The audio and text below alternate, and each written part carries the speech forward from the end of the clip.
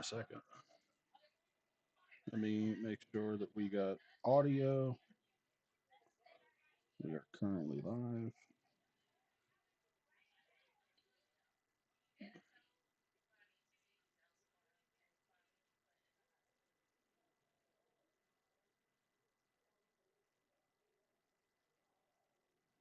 Hello.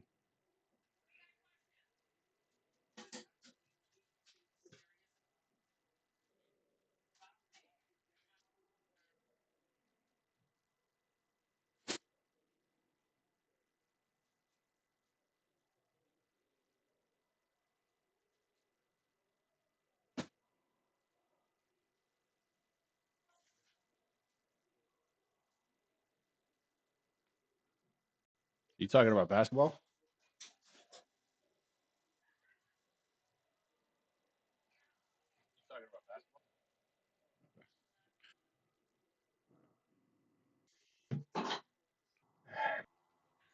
What's up, everybody, and welcome to another riveting edition of the Sports Dummies, or just Sports Dummies, however you want to pronounce it. Also, we are waiting on Mike, but that doesn't mean that the train stops rolling. We're going to continue without him until he will join us, and he will join us. So, with that being said, what's up, Matt? How are we doing tonight? Good, buddy. Happy, what are we, Friday? Happy Friday. Happy Friday up there in the Berg. What's your weather like that tonight up there? Shitty. Was it cold, windy, rain? What you guys got? It's actually everything that you just said. Really? It's that bad, huh? It's everything you just said. It's cold, it's windy, it's rainy. Wow. Yeah, there was a portion where it was a little bit of like sleet, hail, snow slash shit. Wow. So yeah, I mean we've gotten everything in the past. Not to mention last week, last Saturday was like 65 degrees out. So that's Pittsburgh for I you. mean, we're holding on to that because you're not going to see that much anymore. Well, I don't know. I mean we've had 65-degree Christmas mornings, so who knows? Possible. Well, that's what it is here now. Literally, it's like probably like 65 or 66 degrees. It was actually on the patio with a fire pit going for a little while before we get on the air. So, we're blessed here. This is why we suffer 7 months of the year, so we can enjoy the 5 months that we have down here now, where it's not like literally on the sun, So yeah, take the good with the bad. Some would say that they envy you. Others would say that you can keep it.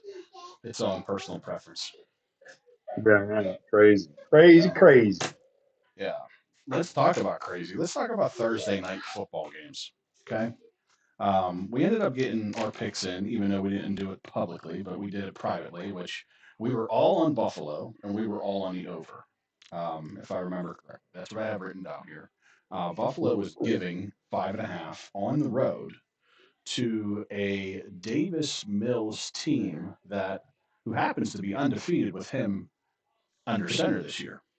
3-0. But for whatever reason, he's 3-0 now, yes. But for whatever reason, we all decided and thought that Buffalo was going to cream this team with the number one defense in the league in Houston. Why we thought that, I don't know, to be honest with you, looking back at it now. Now, granted, they lost by a little bit more than 5.5. So it wasn't too crazy of a blowout. But you could easily say that was a very dominant game by Houston. At least I thought so. The Bills to me looked flat. They looked off their game. And not even get me started on the injury bug that happened the entire game. I mean, for crying out loud, the injuries were so bad. The head linesman had to leave the game because he got hurt. It looked like he blew his Achilles. They did bring out the cart for the ref. Yeah, that was pretty bad.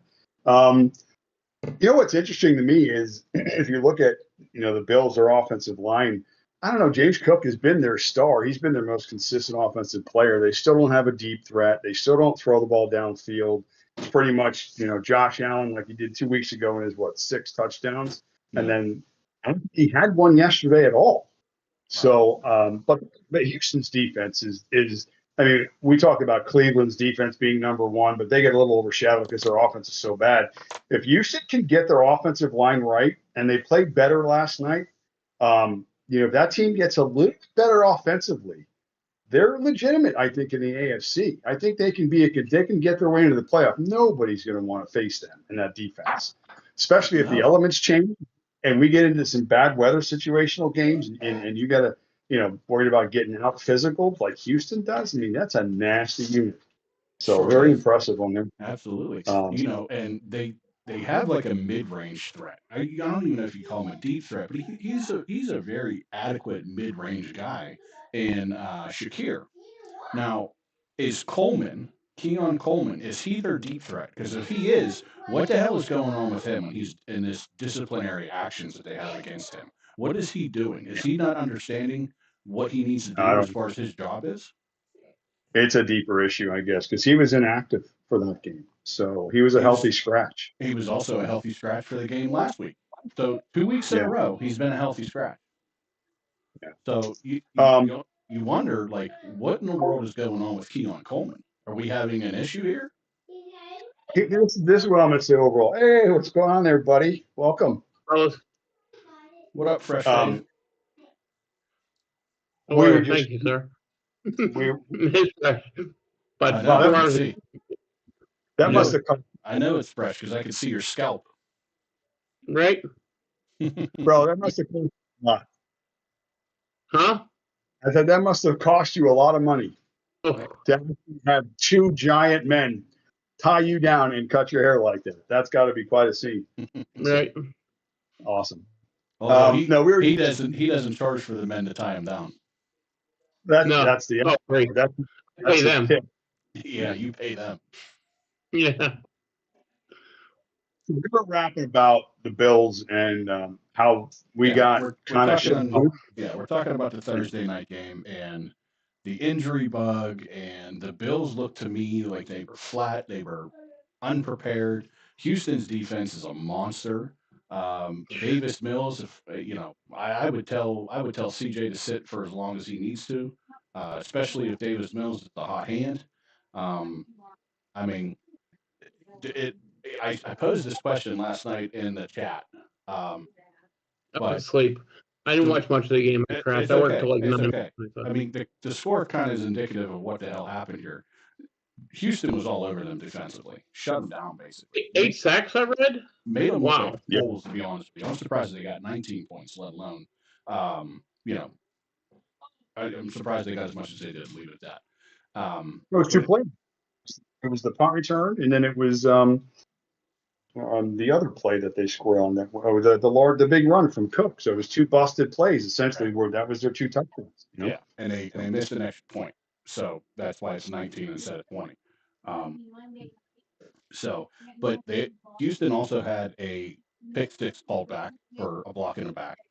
So this game could have been really ugly, and it should have been, to be honest with you.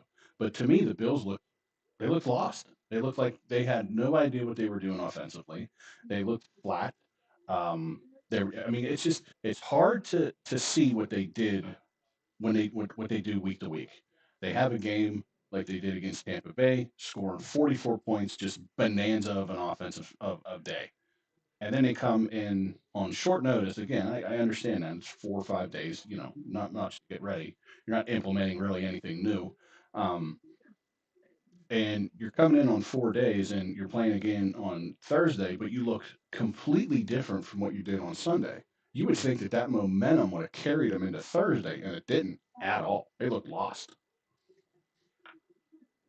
The way Houston played defensively, I don't think it Well, really mattered who I'm would have I'm been there. I'm not going to take away from what Houston did. They looked phenomenal, like you said, 8 sacks, interception that should have been returned for a touchdown. I mean, you name it. They look phenomenal Yeah, I mean, defensively it's, for sure. would have come in there and shown better. But the big story for me, the Bills, is the fact that um, they just they still don't really have an offensive identity outside of Josh Allen, and it's create, create, create. Well, they do. They do. It's James Cook. It's a I range, but mean, there's nothing. There's no limit they get to. I mean, who's their go-to receiver? The tight end is hurt now. I yeah, mean, you're right, man. It's Josh Allen who runs that offense, but it's James Cook. Wow. You know, Chad, you hearing him? Okay. No, Not really. You're No, breaking up. You're pretty scratchy there, Mike. Let me get out and come back in. Yeah, try that real quick. Um, I think I kind of understand what he was saying though, but offensively, it's just Josh Allen. They don't really have anybody else to rely on except for Cook, maybe every once in a while, and when they can get him into the scheme. But mostly it's Josh Allen, and if you could shut Josh Allen down, you pretty much win that offense, right? oh, yeah, it's clear. He's definitely the most valuable player, in my opinion, on certainly a lot of levels. But yeah, their offensive line got exposed a little bit as well, and the fact that they don't have that consistent downfield, passing game. Coleman obviously is a bust to this point, and as reliable as Shakir is, he had a big fumble in that spot yesterday. Where he got the ball knocked out of his hands in that game, so it mattered. But again, they're still a top team.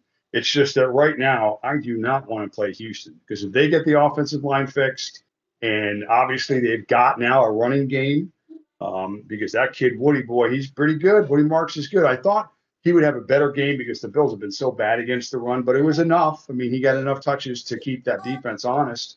And Davis Mills, 3-0 as a backup. So, what's more to be said? Yeah, Houston's they're in a good spot, and Indy's got some tough games coming up. I think Indy was comfortable for a few weeks with that record, the way they were playing, but I think there's a chance that they're starting to maybe look over their shoulder a little bit. So we'll see what happens. See if Houston's got enough momentum, got enough in the tank. So Right. Yeah. And I mean, to me, like I think I said this last night too in the chat. To me, they look like the worst 7-4 team imaginable. The Bills.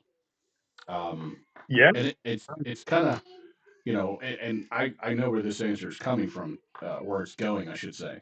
But the Texans, being the number one team, number one defense in the league, should not be 6-5. Now we know why they are 6-5, right? Defense can only do so much, and that offensive line is not the greatest. it's a church. So it's a remarkable. All right, I'm back. Okay, you sound better already. You don't look any better, but at least you sound better. That's great. Good. Yeah. So, but again, to me, the Bills look like the worst. Mike, I was just saying this. The Bills look like the worst 7-4 team right now. Watching them, they're so inconsistent. Each week is something new, and I think you can make an argument right now that you should take Thursday night games and you should abolish them. The amount of injuries that there were last night was kind of alarming, especially for a team like the Bills, who is fighting tooth and nail to stay on top of that division, and they're losing that division this year to a very good New England team. But if I was the Bills, especially at this time of the year, I'd kind of pissed off. I think the entire AFC is each team has a Jekyll and Hyde moment. Correct. Every team in the AFC has a chink in its armor. This is probably the first year since 2001, since pre-Brady, that everyone has a shot. Whoever makes the playoffs. So it's going to be a fun. Yeah, it's going to be a fun race to see who gets those 7 spots, and then the matchups. And I don't know if home field is going to mean a lot in the playoffs, depending on who gets that number 1 seed overall. Because we thought the Kansas City was back. They go into Denver, get beat. Buffalo goes into Houston, gets spanked. Jacksonville hammers, totally wipes the slate with the Chargers last week. I got to be honest, I didn't see that one coming at all. Right, Baltimore struggles look awful against Cleveland. Right. Yeah, but we all know what the scores are. We're Jekyll and Hyde. I mean, there's so many teams out there in the AFC who have aspirations of making the playoffs, but we don't have one true favorite. Again, New England's probably the best team right now, yet they lost 2 games. Their 2 games, they laid eggs. Just because of turnovers. Every team's going to have a bad game once in a while. But they, 5 turnovers against the Steelers while it cost them that game. And then, Chad, you learned last week about Denver. What offense is showing up? So every team, I think, in the AFC definitely has a question mark, a little chink in their armor. So it's going to be a great race to the end of the year to see what happens. Well, the most important time of the year is getting ready to start, and it starts Thanksgiving Day, and from there on out it goes. They say that that's the second half of the season that you really need to pay attention to. So we're about to get into the most valuable spot of football right now. And like you said, it's going to be very interesting going down the stretch. Matt, did you have anything to add to that? No, I mean, I'm on board with everything we had said about it. I mean, Okay. again, it's just there are a lot of teams, like Mike said, that week to week. I mean, obviously we hear it. It's a week to week league, and it's true. I mean, there's a lot of reasons. It's the injuries you mentioned. It's just not one team being so dominant. But again, you mentioned, for me, one of the most important games, I'm sure we'll talk about it this weekend, is the Chiefs Colts. Yes.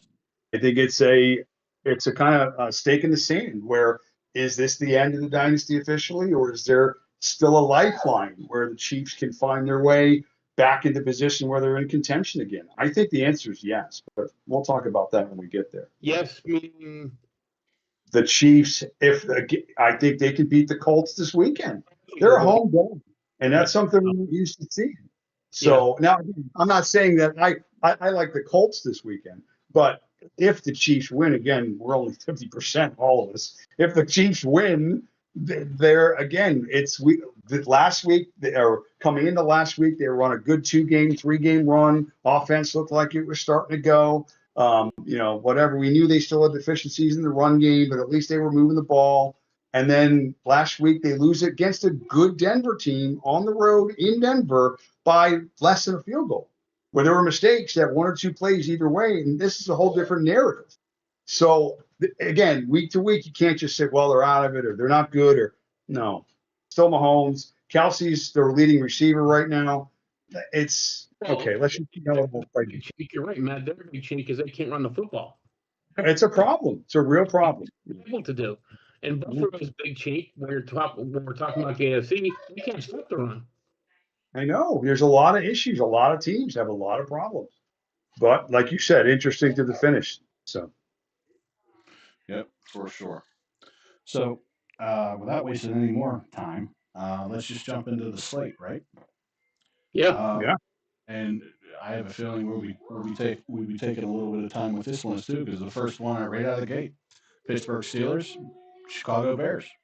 This game opened up at -3. It's now -2.5, so it's moved a little bit. So -2.5. So the Steelers are going to get 2.5 on the road. The over/under is 45.5. That hasn't moved. That stayed the same. I'll start it off. Just today, I was listening about some more news coming out of Chicago, locker room stuff. And one of the things they were talking about was that, we're assuming that because the Bears have been having success over the last few weeks and seem to be playing better offensively, the numbers suggest that all of a sudden this Caleb Williams and Ben Johnson relationship is like, kumbaya. And that's not the case. There's still issues within the offense. There's still issues within if it's really a good fit for Ben Johnson, if Caleb Williams is going to be a good enough quarterback to run his offense specifically. Now, in the last couple of weeks, some of the metrics for Caleb have been off the charts. Fourth quarter, he's crazy passer rating, like 145 passer rating, had a couple of comeback victories. So, yes, you can see overall Chicago offensively is making strides. But something's still not correct. And again, the tape don't lie. There's still deficiencies with Caleb Williams that even though the kid can make every throw on the field, this is just as important as we've talked about. So I don't even, is Aaron Rodgers playing? I heard 50-50 today. Is that what's going to happen? He's playing. He's going to play. 100%. His son, who I don't know is playing, but I've heard just 10 minutes ago, Cam Hayward might not be playing. Oh, who? Okay. He's in a walking boot. Cam Hayward. Oh, wow. Okay. Alex Highsmith is out. So Alex Highsmith is out. Jalen Warren's questionable. Probably going to play though. All right. Well, I'm going to go and find out from the people themselves, the Pittsburgh Steelers, to find out what the injury report looks like right now. So go ahead. A lot of injury. And us, obviously, we're not coming in healthy either in this spot. I'm going to take the Bears here at home. It's this is a tough game. Lay the 2.5, take the Bears at home, take the over, because I do think the Bears are going to be throwing all over the field. I think they'll be able to. One of the matchups that I talked about was that Luther Burden kid for Chicago. He's now the number 2. And I kind of feel like that, again, we give up the highest percentage against slot receivers in terms of fantasy points and all kinds of metrics that are good if you're trying to win. So, yeah, so give me him too. Give me the Bears and the over in this game. Worried about the health, worried about now guys walking in boots. Defensively, it's not a good scene. I'll take the Bears. Yeah, as of right now, he is listed as questionable. I Yeah. didn't see anything about him in the walking boot. Chaz, you see that Darius Slay was a full participant Wednesday and Thursday. Today, he didn't. He was not a full participant, so he's questionable going into this week as well. But James Pierre played really well. Yeah, probably give him rest. Right. Matt, what was your over/under? I'm doing the over in that game because I think both teams are going to need to throw the football. Be a lot of possessions. A few extra possessions in this game. Sounds good. All right. Okay, Charlie. Mike, what do you think? So a few things from this game. Chicago has the best turnover ratio in the league, plus 16. Mm-hmm. They forced 22 turnovers. They've only turned the ball over 6 times. They run the ball extremely well the last 3 weeks with Swift and Monange, for sure. But I'm not a believer in Caleb Williams at all. I know all 7 wins they've come back from. They had comeback wins in all 7 games, so there's definitely a chink in their armor as well. There are 7-3 teams. Do I think they're really good? No. Do I think they could make the playoffs? Yes. This is a big game for both teams. I just like how the Steelers' defense has played the last 2 weeks. Matt, I'm not worried about the pass defense in this game. I'm worried about stopping the run. I think that's going to be the key in this game. If we force Williams to pass, I think we win this game. I think we need to slow down the running game of the Bears. The Bears come into this game also with their top 3 linebackers out. So that's big. So we could get a huge dose of Darnell Washington, Pat Freiermuth, Connor Hayward, whatever you dress for the tight end, you possibly, who knows. I'm taking the Steelers in this one with the points. I just feel like our defense is good. Even though historically we don't play well in Chicago whatsoever. To the point about some of the guys I listen to, the experts, are poo-poo on Swift this weekend, for lack of better terms. They just don't think the Bears' run game is going to be very efficient this week. So they're all down. Even more. That being said, give me the Steelers and the under in this one. I think it's be a defensive game. I think we slow down the run a little bit more. We can run the ball on them. There's 3 linebackers off of them. There's 2 guys who won't even in the roster. Tap your mic. Tap your mic. There it is. You hear me? Better now. Okay, there are 3 guys that are starting. 2 were on the roster 3 weeks ago. So, that being said, give me the Steelers and the under in this one. Okay. Mike, were you having the same issue as also with his mic, or no? It was on my end. It was on both ends. No, I can't hear him either. So it's got to be a mic issue. Right. Okay. I mean, I can hear him. Mike, what now. Chad, fine. You're blurred. You're like water. Yeah. We're not getting a good. This happened last week too with our connection. I don't know why it's like that through there. Yeah, I don't know. I don't think it's anything on your end either, Chaz. I don't think it's anything you're doing. I just think it's the stream. No, you come in perfectly clear, Chaz. I've had no issues the last 2 weeks. Yeah. So yeah, it's just a connection thing, probably. So as far as I see this game, Mike. I agree with you. I see this game as an under game. But I'm a little bit worried on this non-throwing fracture in the left wrist. On top of that, I'm worried about this defense getting off the field on 3rd down. realistically, the Steelers have not been doing well on third down defense. How they've been able to manage a couple of these games and pull out a win is still beyond me. Their defense has come up when they needed to at points, okay, in the situations that they need them to. But overall, they haven't been great on third down. If Caleb is getting better as the game progresses, as the game goes, Matt, you said his numbers in the fourth quarter are kind of off the charts, which means that he's relaxing into the game. He's getting used to the game. And by the end of it, he feels confident to come from behind if need be and win. And I think that's kind of what's going to happen in this game as well. I'm a little bit. I personally, I don't like this game at all. I think it's just a trap game for everyone.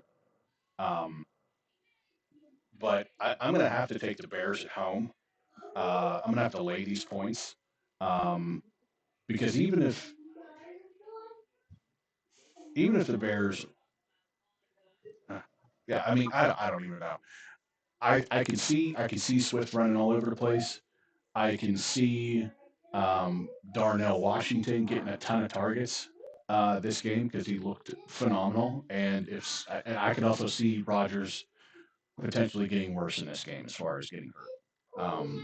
All of which I wish don't happen, but I can see it happening. So I'm going to have to take the Bears. I'm going to have to take the under. I think it's going to be nasty, sloppy in that regard. Uh, I just don't like this game at all. And I don't. I gotta be honest with you guys. Rudolph looked really good last week when he was in. What's that? Who? Rudolph looked very good when he was in last week. Right. Let's take first of all. Dunk, Okay. right. Dunk. Let's take this for what it is. Mason Rudolph is a good backup quarterback. Backup. Yep. Done. Yep. Exactly. Conversations. Yep. Totally agree. Okay. Yep. As long as me and you see that the same way. Yeah. He had his chance in Tennessee, as far as I'm concerned, and shit the bed. Didn't do anything for him. So, in my opinion, he's a great backup quarterback. Yep, I'm with you. Plays a little bit looser that way. He's not so uptight that he has to win it, and the franchise is on his shoulders. He plays like he should be playing. With that being said, if he has to come in relief of this game, I have confidence in him. Right, me too. Yeah. If he starts this game, I don't. Yeah, I'm with you. I'm on the same page. I am. Yep, exactly. I think it's a different mindset for him. It's an advantage because the defense isn't preparing for Mason Rudolph either. So at least you get a series or two where you can, maybe create something differently with Rudolph as you would if you had Aaron in there, So. Well, it's probably about making this game. I am. I don't think you have to prepare differently with Rudolph because I think Rudolph's going to make mistakes where Rodgers won't. So if they prepare for Rodgers and it doesn't end up being Rodgers, they've already won, in my opinion.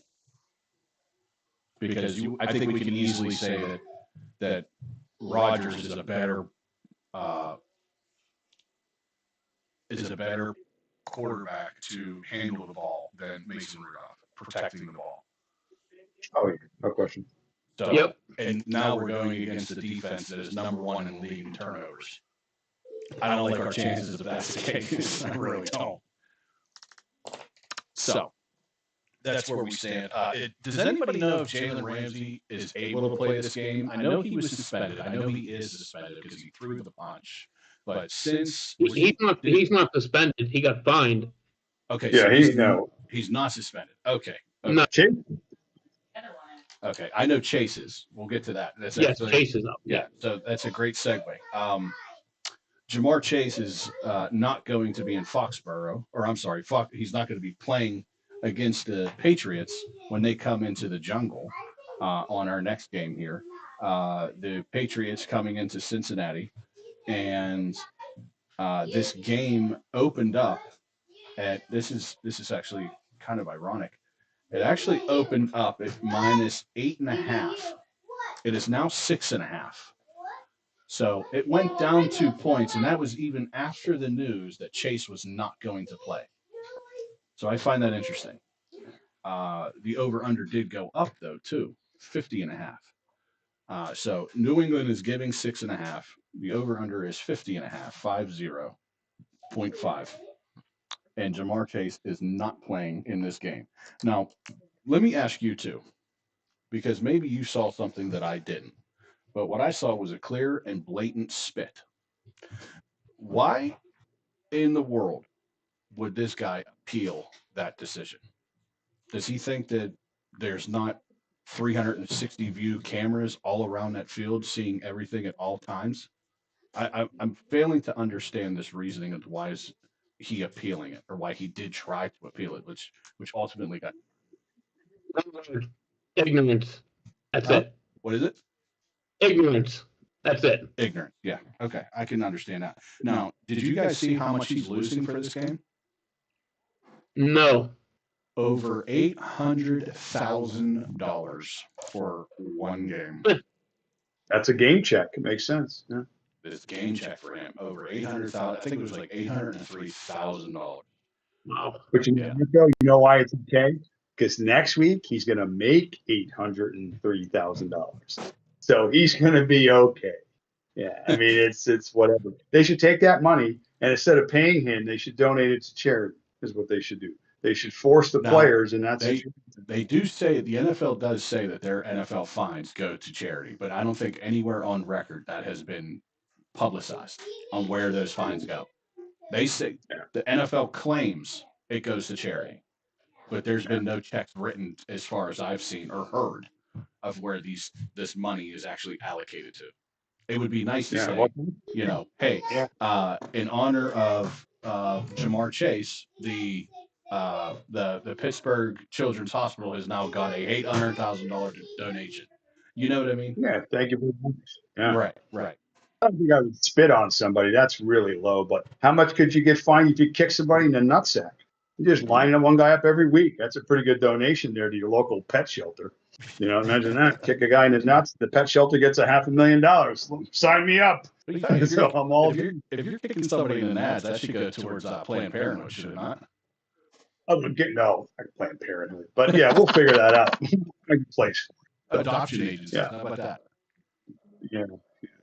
So anyway, right. I'll go. I think the Bengals stink. I think the Patriots don't. And that reason alone, I think the Patriots go in there and just more physical. Some of the stuff I'm hearing about the Bengals locker room is, again, there's disconnect.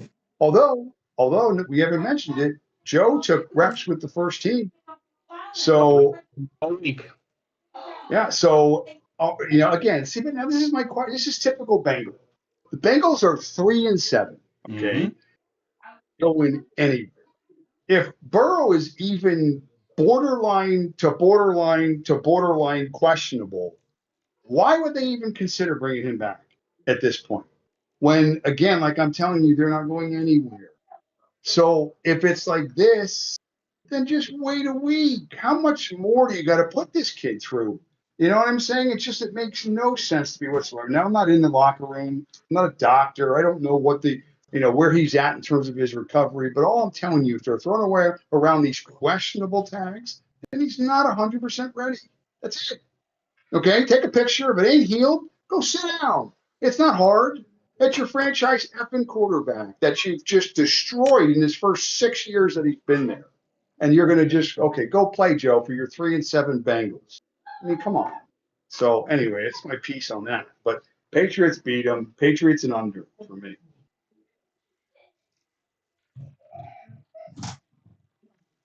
Matt, I agree with you. But here's where I'm going to play devil's advocate. You paid the guy more money than you pay everybody else in the entire league. He's getting what, 51 million or something like that a year, give or take, whatever it is. One of the highest paid quarterbacks in the league. They're not going to be the Atlanta Falcons of the AFC and pay a guy an astronomical amount of money and sit him on the bench. If he's ready to go, they're going to play him. Does he play in this game? He's got a questionable tag. Maybe, maybe not. Obviously, that's why it's questionable. Me personally, I wouldn't play him this game.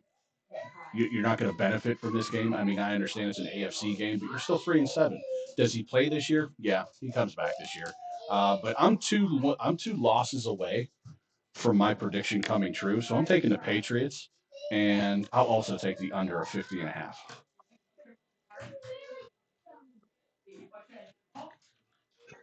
I don't think the. I'm with you, guy. I'm with you, Chaz. You pay the guy, you play him, but I think they're saving him, which is crazy for Baltimore on Thursday night on Thanksgiving Day. Bingo. Which makes no sense. But that tells me just what I feel. I think they can beat New England with Flacco. I'm not sold on New England yet. Give me Cincinnati and the over in this one. I think Cincinnati scores a lot of points in this one. I think they score enough in that 6.5. I don't think they need it. I think they outright win this game. So give me Cincy and the over.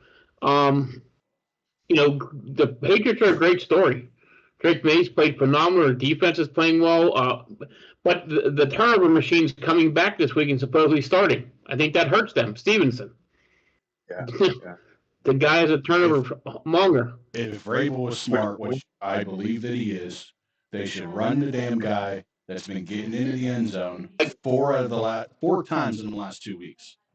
Right. Why? Mind-blowing to me. Why you would even consider bringing a guy back who consistently is unreliable with the football in his hands, and you have another guy over here who consistently gets into the end zone when his number is called.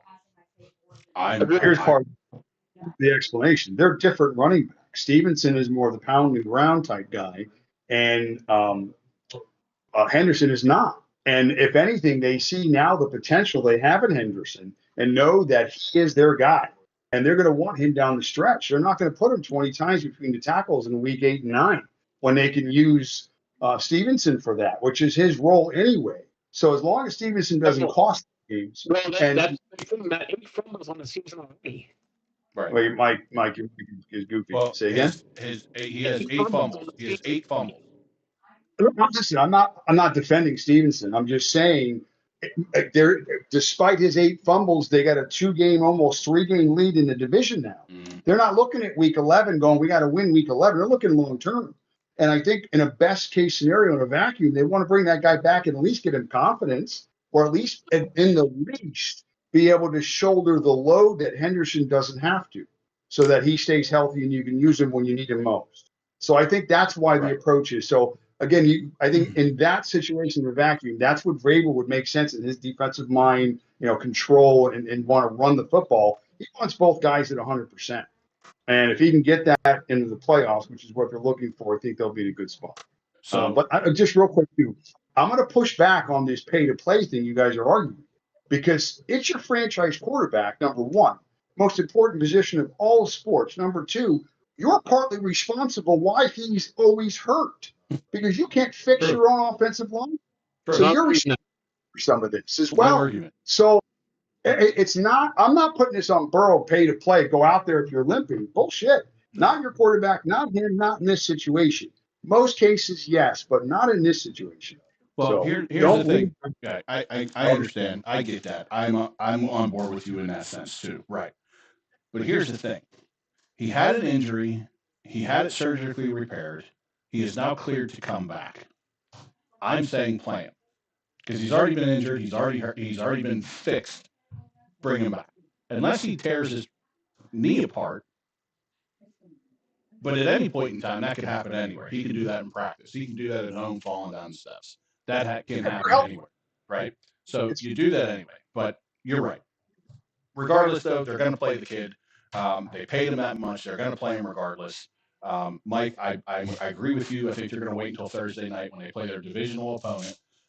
And Matt, I agree with you with the Travion Henderson and the Stevenson aspect, but here's what I think is going to happen. So I'm going to take your idea and I'm going to kind of shift it into a new light. What they're going to do is they're going to try to gain confidence, like you said, with Stevenson, and give him the ball between their 20 and the opponent's 20. Outside of that range, in the red zone, I think the ball is going strictly to Henderson. Henderson comes for goal line situations only. That makes sense. Right. That way you give this kid confidence in carrying the football up and down the field. But when it comes time to the money shot, when it comes down to the money shot, You give the ball to the guy who's most reliable in that situation, who has gotten you 4 touchdowns in 2 weeks, who has shown he's able to hang on to the football. Not to mention, if you give this guy confidence and you show at the end of the year that this guy can, in fact, hang on to the ball, I wouldn't be surprised if they in the offseason go ahead and flip Stevenson for a draft pick of some sort. It depends on what kind of value I get from him at that time. Yeah, I mean Henderson's clearly is a guy who can, like a Taylor type of player that can touch it and just go the entire distance without any problem. He's your big threat guy. Yeah, I would think somebody like Arizona would be willing to trade for a little bit of stock right there for Stevenson, considering the fact that they're running through running backs right now like crazy. So, all right, we all got our picks in here. Moving on. Here's a game here that it's a whatever game in my opinion. New York Giants going into Detroit to face the Lions. It was 10.5. It's now 12.5. The over under is stead at 50.5. The Giants get the 12.5. Little couple things about this game, or at least about this team, is that Laporta is out for the year. He has surgery on his back for Detroit. Even though we haven't seen much of him since like week 1 or 2 anyway, so not really much of a surprise right now that Laporta has been missing and not coming back. Giants, though, big thing here. Dart out, Winston in, Thibodeau out, one of their top cornerbacks out, which I think is Arnold, if I'm not mistaken, if he still plays for New York. So this 12.5. Arnold is Detroit. Oh, okay. And I think there's also a cornerback for. Yeah, there is for the Giants out. The Giants out as well. 12.5. It's a ton of points, but I don't trust the Giants to do much of that at all. I'm taking the Lions. I'm laying the points. 50.5 though. I seen what they did on Monday night. Granted, it was against a very, very good team, a much better team, hands and shoulders above them, head and shoulders above them. But I'm still going to take the under in this game, but I'm going to take the Lions as well. Going Lions under and defensive score for the Lions. Because Jameis will be throwing at least an interception, maybe 2. He's good for that. Yeah, so, you're right. I see him throwing this ball. Right after, which is fine. Prayer is good. But, so basically it's Lions for me and under. I think it's a get-right spot. First half, I think it's a first-half beatdown. You're going to see like a 28 first half, and then it's going to be like what is needed in the second half. Probably not much. So Lions under for me. And then you also got them for the defensive touchdown, right, Matt? Some score. Okay. I'll take the Lions also. I'm with you guys on that one. I think Detroit blows this team out. But I do think the Giants get enough garbage points at the end of the game to cover the over. So give me Detroit in the over in this one. Okay. Pretty simple on that one. Big game here. Minnesota Vikings go into Green Bay and face the Packers. This was at 6.5. It is now at a plain 6. So the Packers are going to give 6 to the Vikings. The over-under is set at 41.5. Pretty low. Wow. Yeah, Mike, your this McCarthy love affair that you do not have is accurate. He's Poutiki. Like in all of his starts, you put them all together, he's statistically like the worst rated quarterback. And again, you're going to say, well, he hasn't had much time, and he's missed with the injuries, and then he got to the podium this week, and he was talking. I think the analogy used was, I'm going to be able to let the top of the bottle off or something. Like if I just can clean up 1 or 2 more things, I'll be like an elite quarterback. Well, I don't think so. Packers defense is the story in this game, and I think the total tells you that 41.5. So I don't know. I mean, the Packers aren't great either. Jacobs is playing though, I think, right? He's questionable. I'm not sure if he's playing. Either leaning towards him playing, but he's questionable. Well, I hope he doesn't play because I have the backup anyway that I picked up on the waivers that I need 1 more week. That aside, I'm on the Packers. I think they just control the game. And I just think the Vikings don't really have any real offensive consistency. And, the Packers defense has been pretty good. So Packers and under. I'm going to go under the total. I think this is a week where It's going to be tough to get points. So Packers and under, like a nice 27-10 game, something like that.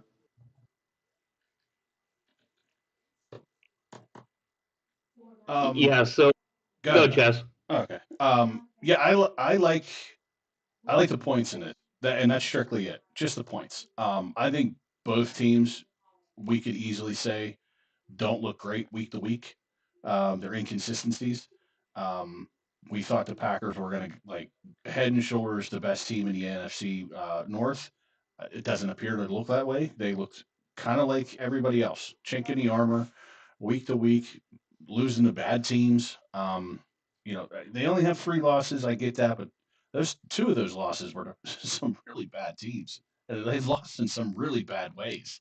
Um, I don't like that. To me, that's just it's kind of a red flag to me. Something else is going on. Uh, I'm going to take the points in this matter though, and I'm going to take the over in this 41.5. It's a little bit too low. I get it's a divisional game, but not all divisional games are stunners. They're not all checkmates. Sometimes they explode, and I'm not saying this one will, but I do think it's going to get over that total. 23-20, I'll call it. That, Chaz, everything I was going to say you just hit. I was going to say 23-20. So I'm with you, Minnesota, in the over on this one. I think it's 2 teams that, like you said, week to week, we don't know who they are. Of course, I've been on the J.J. McCarthy bandwagon about him stinking. I do think he stinks. I know he's young, but, man, he misses some. Last game, he missed a lot of wide open guys. That being said, division game, I think it comes down to the last-second field goal. I like the Packers to win it, but give me Minnesota and the over in this one. Okay. We got you, Chaz. Also, we had a break into that. What's that? Our top 5. I was just about to say, this is a perfect time to slide in part of our top 5 here. Let's roll. Because the reason why I'm going to slide this in, because I'm going to start in the wide receiver aspect, and I'm going to say that next year that Justin Jefferson shouldn't be taken in the top 5. Granted, like we just talked about, Mike, you talked about, you don't trust JJ. You don't think that he's a great quarterback. We talked about his inaccuracies. He had wide open guys and he's overshooting them or he's underthrowing them or whatever the case may be. If that's the case, who's going to struggle? Who's not going to see those targets? Who's not going to see those looks? We're seeing it now. So what do we think? Why do we think that next year might be different? I think Jefferson is the one that loses out the most in this situation. So I understand that people are still going to take him because it's Justin Jefferson. But I'm looking at a guy like JSN, Jackson Smith and Jigba, who should be in the top 5. Why? Because he's consistently overshot his numbers the last 3 years. So why wouldn't you? Especially if you got a guy like Sam Darnold, which statistically he's better than most. So if that's the case, why wouldn't you flop a JSN for a Justin Jefferson? I would. Talking about stocks going up and down here. Kind of a prime example. I basically went just 5 through who I would take number 1. So my 5th best receiver next year, I think, in terms of fantasy. Now, this doesn't really relate to where you're taking because that also matters. Because, again, you can take one of your top guys in the 4th round as opposed to a guy in the 2nd. There's value there. So this is just strictly based on performance. So I'm a Nico Collins guy, okay, as my number 5. He's got 85 targets to this point this year in that offense with 2 different quarterbacks. He's missed 2 games. So he would be either 1 or 2 in target share, this year so far. So he gets peppered. He's 32% of the team's total air yards. I don't think that's going to change because if you're the number 1, no matter who's throwing the football, again, that's talent. And based on talent, if you look at his metrics, and they've been consistent since he got into the league, he's always in the top 10 or 12 in terms of like air yards and route concepts and route separation, all the individual metrics that I think really tell the story about the player. Because a lot of times, they can't control who's throwing them the football or where the ball's being thrown to, or what the coverage is or certain things. So these metrics describe the player, I think, more accurately. And all of his are always elite. So again, everything lines up. Targets are opportunity, elite skill set, offense number one weapon, and I don't think that's going to change. In Houston, as we know, they can't get a running game going to save their life. And that's probably not going to change next year either. So my top 5 wide receiver going into next year is going to be Nico Collins. All right. I kind of took this as a stock up, stock down type of thing, but it'll still play. It'll still play. Yeah, that way we can cover a wide variety of players. So, right. And some of them may overlap because you mentioned Njigba, and he's certainly on my list. Yeah. I'm going to go with the stock up guy. And I think, Chaz, you have been talking about the kid all year. And Luka's going to be the top 5 receiver next year. Yep. Especially with Baker Mayfield slinging him the ball. I mean, even if Mike Evans does somehow miraculously come back again for another season, will he be healthy? Who knows? Will Garland be healthy? But we know that Luka, he's a stud, man. Mm-hmm. He can go get the ball against the best of them. I would take him over Justin Jefferson. I'd probably take him over CeeDee Lamb at this point, just because the ball sharing in Dallas is going to happen. So I like Luka a lot next year. Right.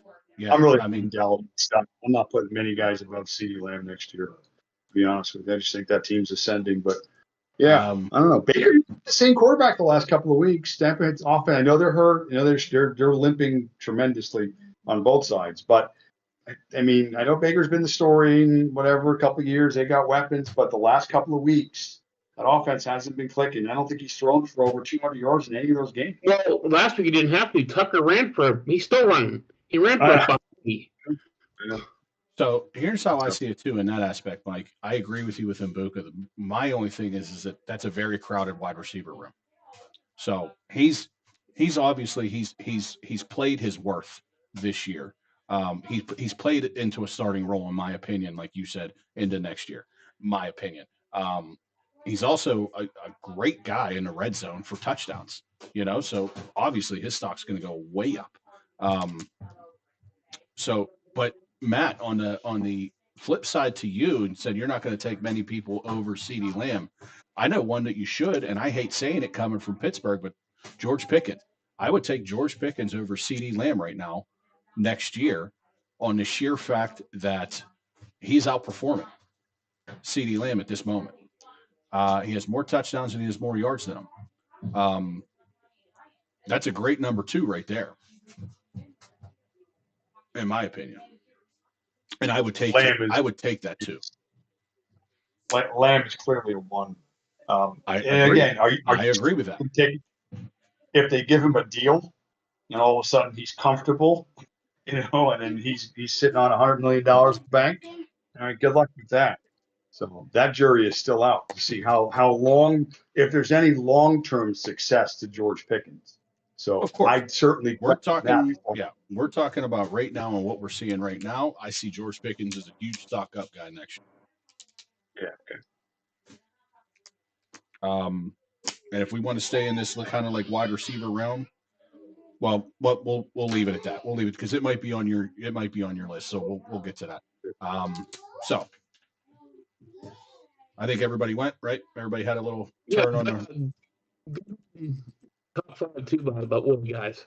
I like how we're breaking it down. You don't have to stay in one position.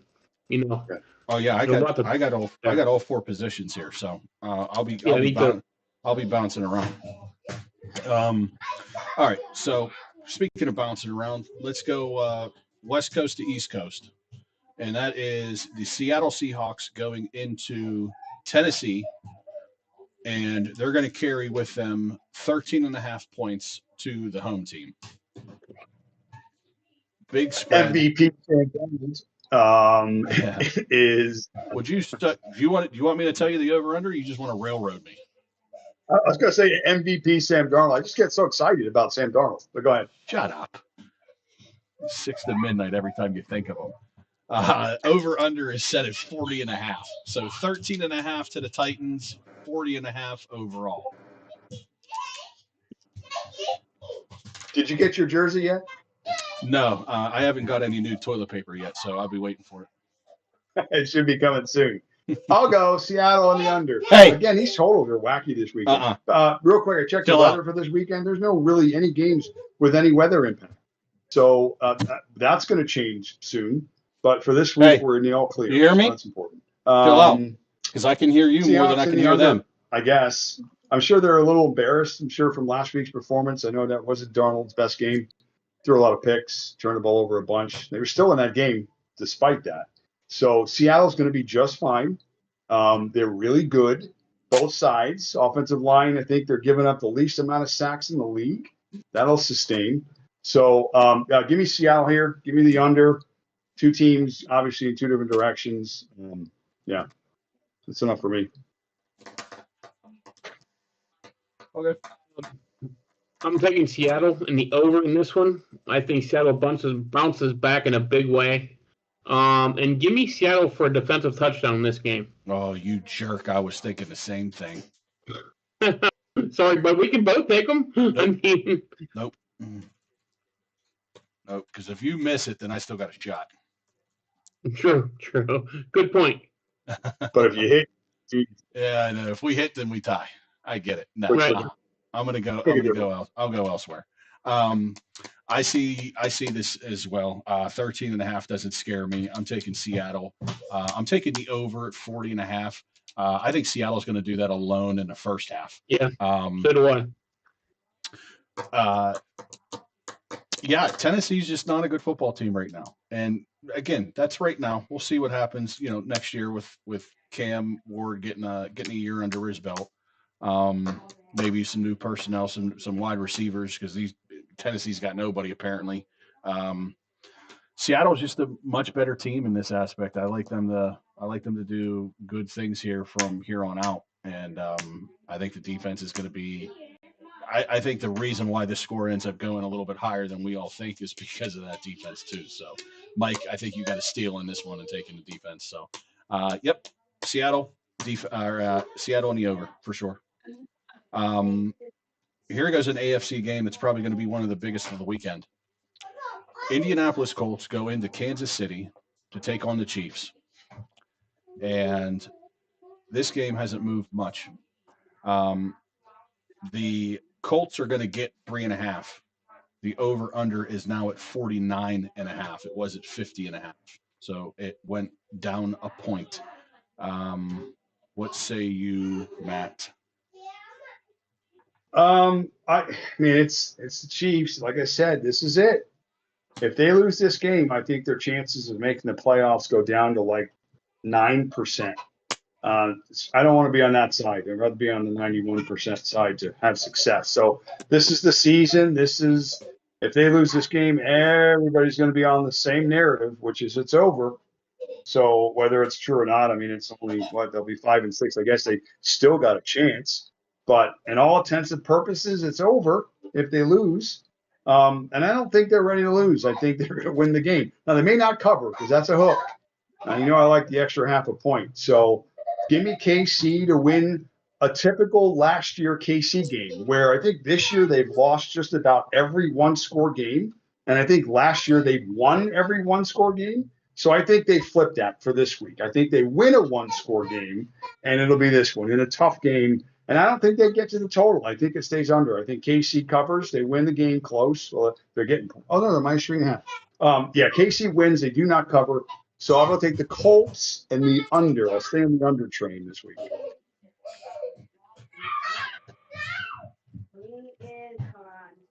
All right. I agree. Kansas City, must-win game. So then again, they're going to have a lot of must-win games from here on out, especially to keep pace with Denver at the moment, which is probably going to end up winning that division. So I like the Colts in this game to bounce back, to be honest with you. I'm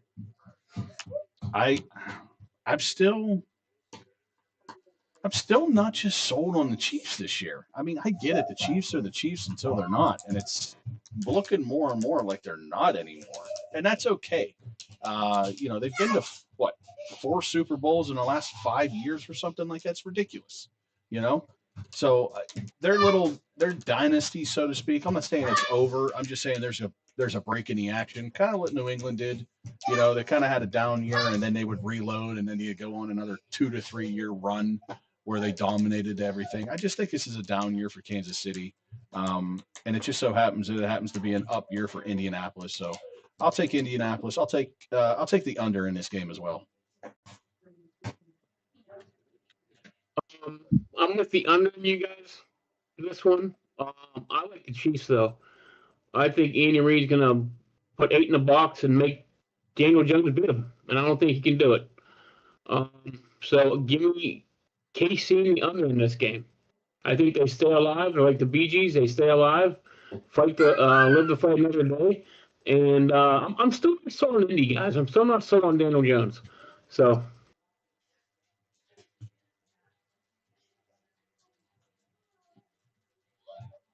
All right, good deal. So the next game is the Jets and the Ravens. The Jets are going to go into Baltimore, and Baltimore is going to give them another 13.5. The over/under is set at 44.5. The couple things I do have about this game is Tyrod Taylor is starting for the Jets. Rashad Bateman is out for Baltimore, and that's about all I got at the moment. I got Justine Bateman out also. She's not playing. So I personally, I think here that the Jets stink, and that's why the line's almost 2 touchdowns, and it probably should be. Baltimore is, what, are they in the middle of this run that everybody said they were going to be on? They're beating up on some pretty bad teams. But this is just another one they'll beat up on. So Ravens, I'll throw an over at this just because they'll find some ways to score defensively, probably. This would have been a good defensive score as well. But Ravens and over. I think the Ravens are the ones that get there early in this game. Early. Derrick Henry, 2 huge runs, something like that. So Ravens and over for me. And Justine Bateman not playing. I'll take Baltimore for a defensive touchdown. Thank you very much. But I don't think it's one of those things where I don't think you need to think too much into it. Jets are a bad team. Ravens seem to be finding some sort of ground to get traction on here. They're 5-5. They're still the odds-on favorite to win the division. Believe it or not. So I'm going to take the Ravens. I'm going to lay these points. I'm going to take the over though because I think this is going to be an onslaught. Matt, what did you take again? The under? I did. Okay. No, over. Okay. Over. I got you. The Ravens and the over.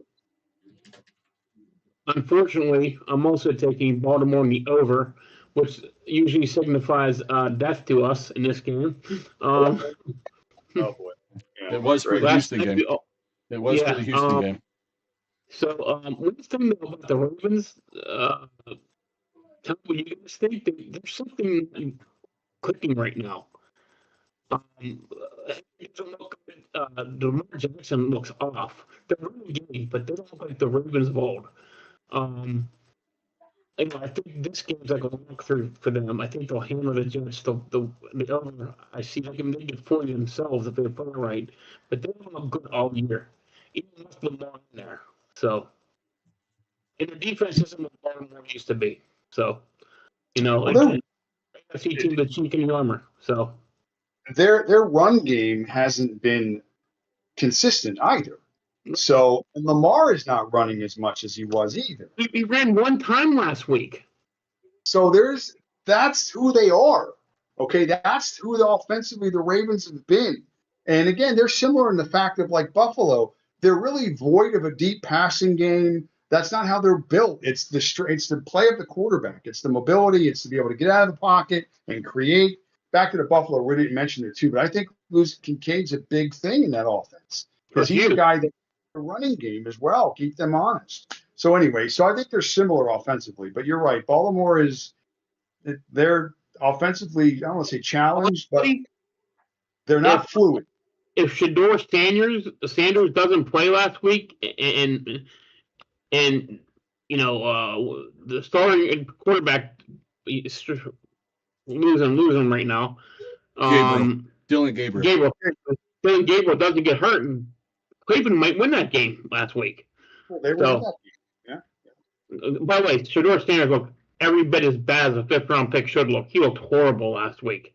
Well, Yeah, I mean, I'm not going to jump on that either. It's one start. He was in a tough spot. He's playing with the same guys that Dylan with. I mean, they're all challenged to begin with. So whatever. But okay, how about this? Flip side. Never get to the game. Actually, we'll wait till we get to the game because there's some stuff to talk about that too. Yeah. great. Anyway, So guess so what? clean sweep, huh? Ravens and that's Yep. death. Guess what? Next game, Cleveland Browns at the Las Vegas Raiders. Okay. There it is. Now, Okay. when I looked at this on Tuesday, there was no line for this game. None. Absolutely no line. Now the line is Vegas -4. The over-under is 36.5. The Browns, sorry, I didn't mean to cut you off. I just wanted to give you a little bit here. The Browns are starting Sanders. Gabriel is out with an injury. So Shedeur Sanders is going to get his first official NFL start against the Raiders. The Raiders.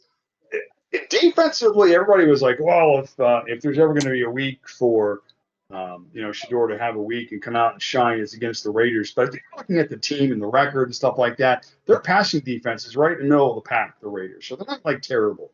Their issue has been their offense. It's been, again, Gino's been terrible. And they haven't been able to use Genty, and Brock Bowers has been hurt. Nothing has lived up to what they thought. Nothing. So, and obviously they didn't have a good showing against the Cowboys. They beat them up pretty bad. But this is not the Cowboys. This is the Browns. And they're offensively challenged to begin with. And they're starting a kid that we said is not a good quarterback. So everybody's saying this is his moment. I don't have any trust in it. Vegas is not telling you that. Vegas is telling you that with a low total, they're still giving them 4 points.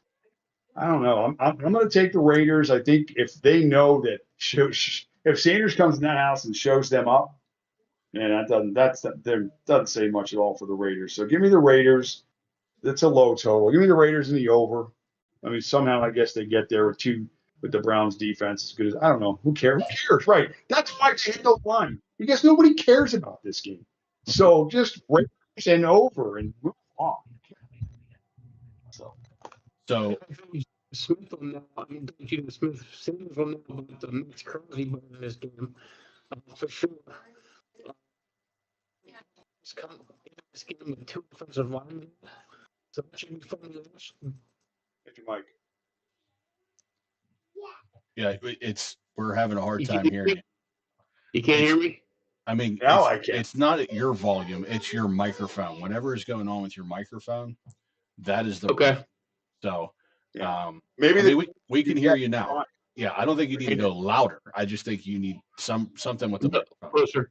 Yeah. Okay. I think both teams are starting 2 new offensive linemen, if I'm not mistaken, this game. So bad quarterbacks, bad offensive line against 2 pretty good defensive lines. Give me Las Vegas in the under. I think Sanders is horrible.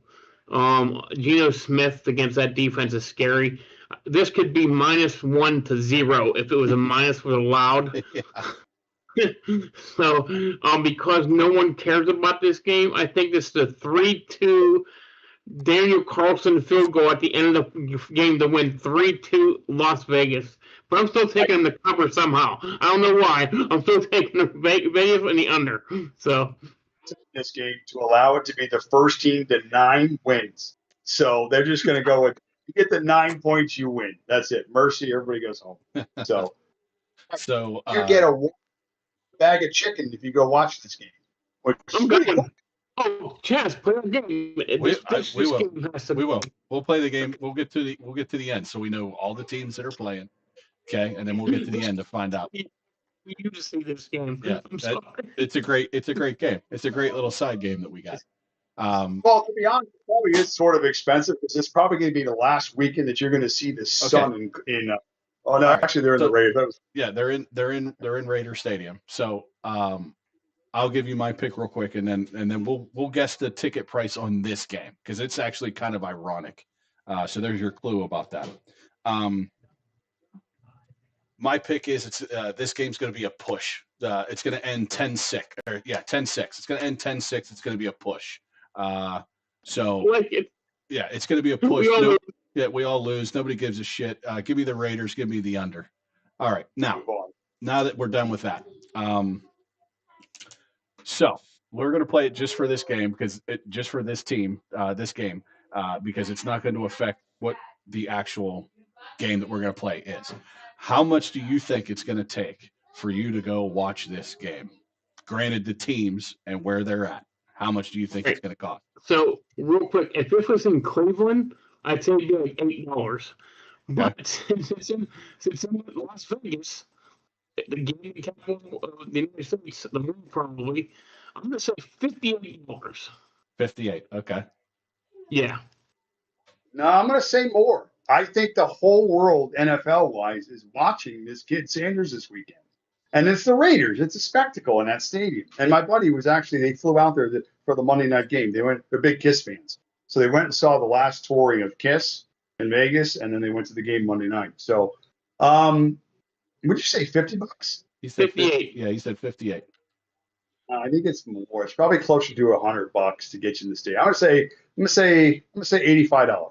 Oh, Matt, you were closer, and your mindset was even better. You said it was going to be closer to $100. You're right. $97. You could go and watch this game. Wow.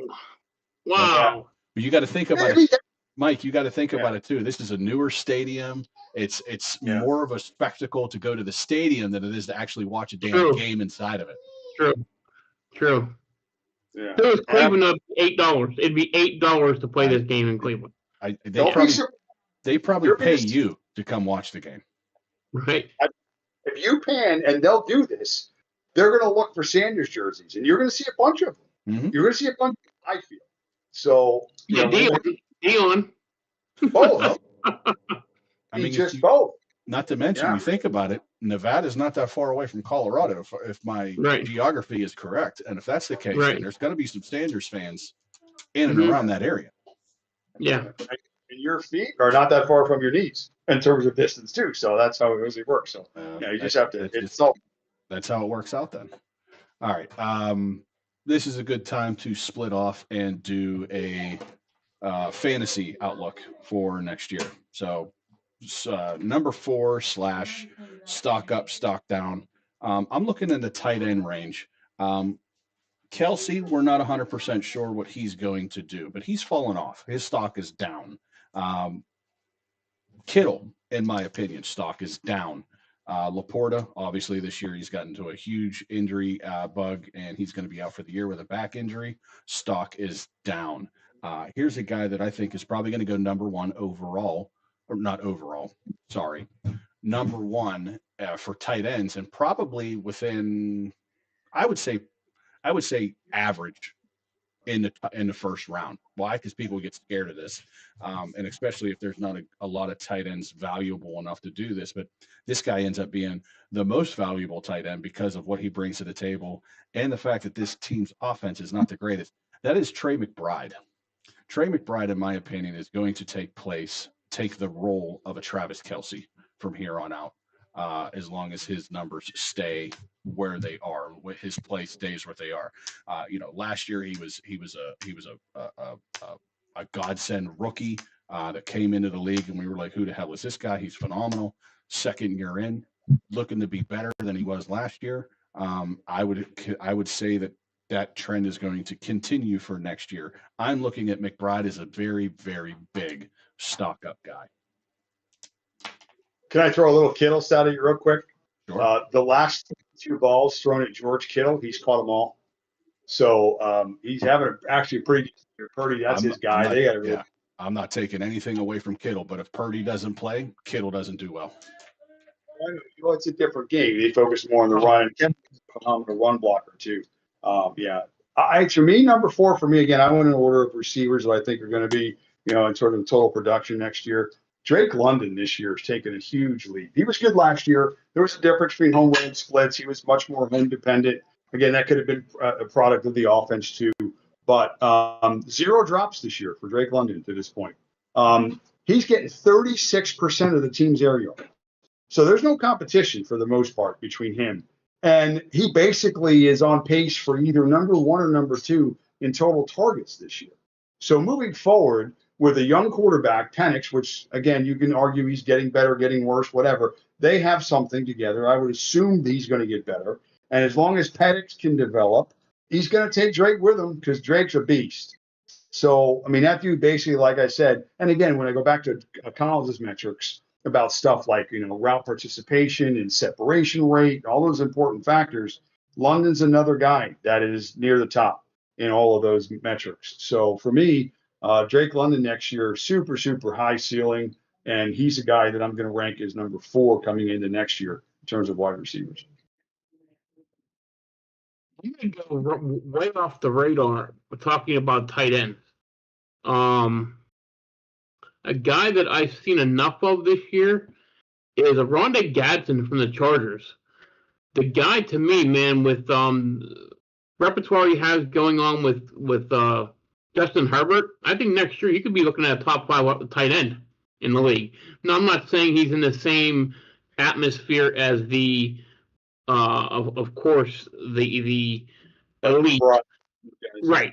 Ferguson and Brock Bowers and Chad just mentioned, but I think he's in that second tier. I think he's that good. I think he'll be that good another season under his belt. I really like the kid. I think he'll be a really.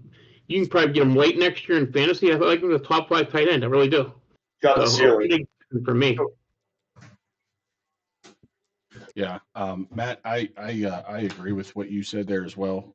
Drake London, I have him as stock up guy. My only thing is he injury prone? That's my only gripe about him is his injury status.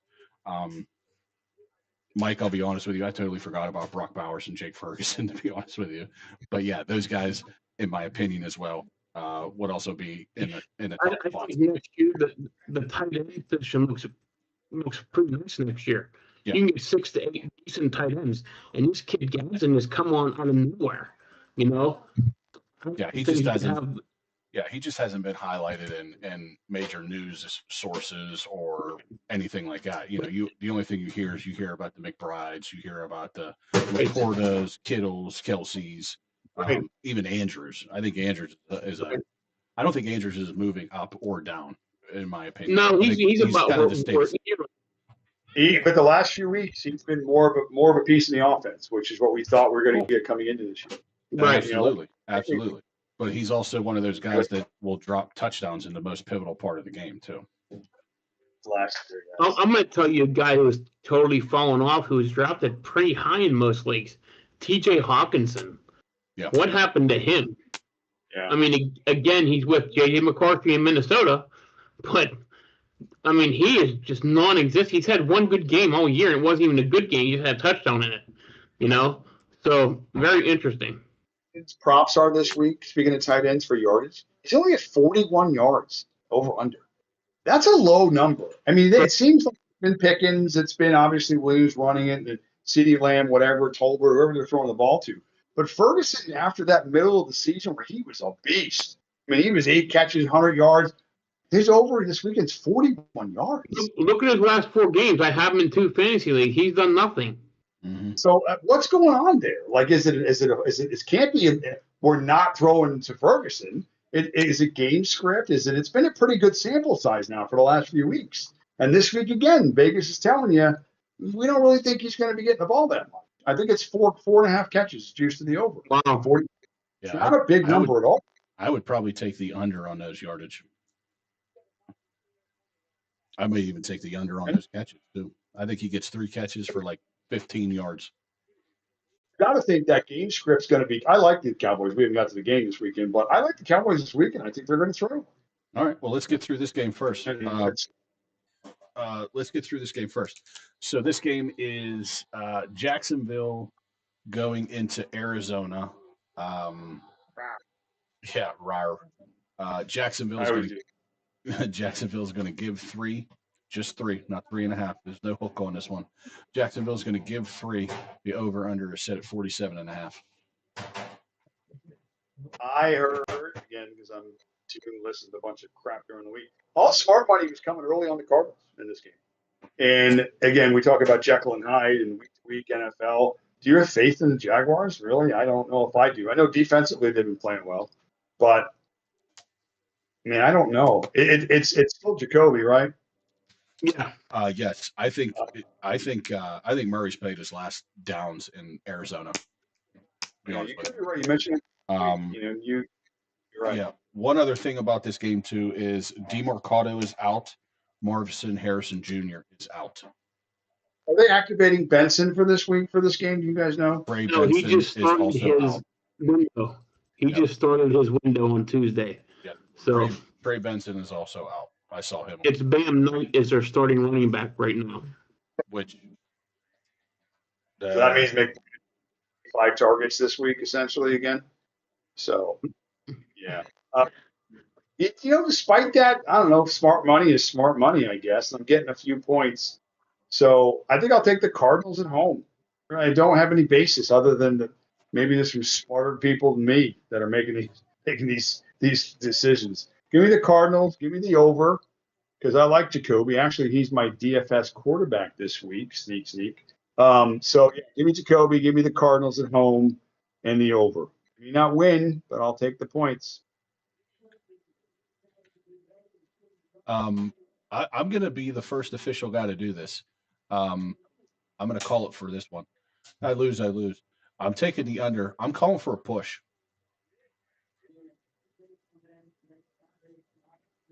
I'm calling for a push. So I'm going to put me down here for a push. And Okay. yeah. And you know what? If you win, you get double points. Okay, deal. There you go. Yeah. Deal. But yeah, I'm 'Cause gonna go for a push on this. I just like you said, Matt, you're kind of following the money on this one. And we talked about the Jekyll and Hyde stuff. We talked about, great games and then following it up with absolute floppers and of that nature. I see this as another 23-20, 2017 type of game, goes under. And Jacoby may end up sealing his fate as Arizona's starting quarterback next year. If Arizona doesn't wind up in a top 3 spot for next year's draft, and they get, even if they do end up getting a top 3, top 5 quarterback out of the draft, they may not even start him right away. If they were smart, they wouldn't, in my opinion. But yeah. I'm looking at some of the and Jacksonville's second in the league versus the rush. So Arizona's already coming in with a limited backfield. I don't think they're going to really have a lot of success, whoever they put back there trying to run the football. So This could be a game where we're putting the ball up 45 times, which, again, if you're in fantasy, that's a pretty good spot to be in. He set an NFL record last week with 47 completions. Yeah, there you go. Another week like that. Michael Wilson, listen, that's a guy you take a flyer on in your DK lineup. I have him.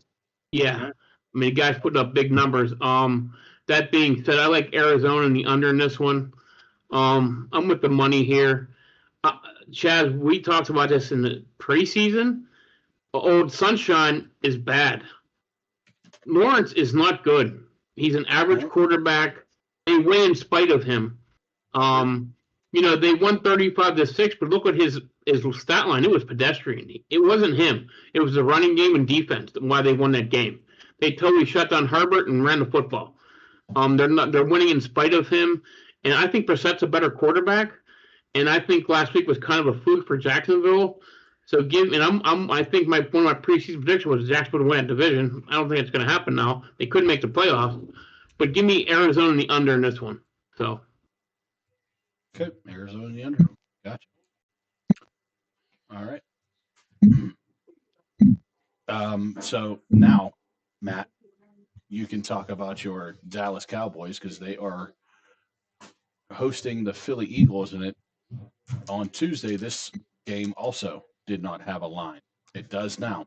The Eagles are going to give 3, not 3.5, just 3. And the over-under is also set at 47.5. I love the Cowboys this weekend. I really do. I think this is their Super Bowl, regardless of what happens after this week. If they go on a little bit of a run, if they get the win and whatnot, possible. But here's what I'll say, and I said it on my other show on Sunday. We were banging them for the Micah Parsons trade, and the last couple of weeks, I know Green Bay, whatever, it's a week-to-week league and whatever not, but Micah last 2 weeks, no pressures, no sound. Okay. Dallas got 2 first-round picks and Kenny Clark out of that trade, and it's working, at least to this point. The 2 picks, we don't know what they're going to be, but they've got picks moving forward, a lot of them. They're the 3rd youngest offense in the league right now. And that's despite Dak, who to me is the solid, if not above average, anchor in that offense.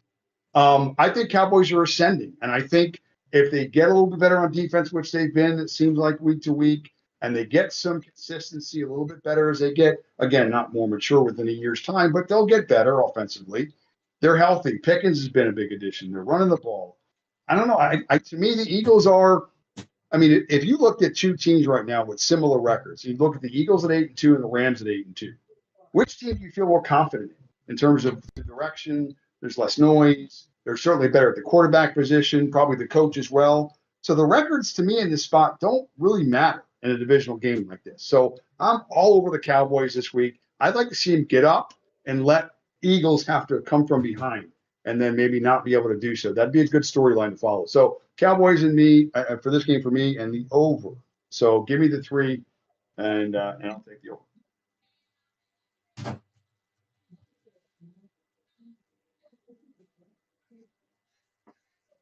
I'll go next. I'm just the opposite with you, man. I think Philadelphia, with the addition of Phillips, man, that defense is scary. That defense has turned the corner. Their offense is still not clicking at all on all stations, but they're going against a Dallas defense that has a lot of. They're like Swiss cheese. Even with the additions, they still haven't. They're still not going to stop many people to win football games. That being said, give me Philadelphia under in this one.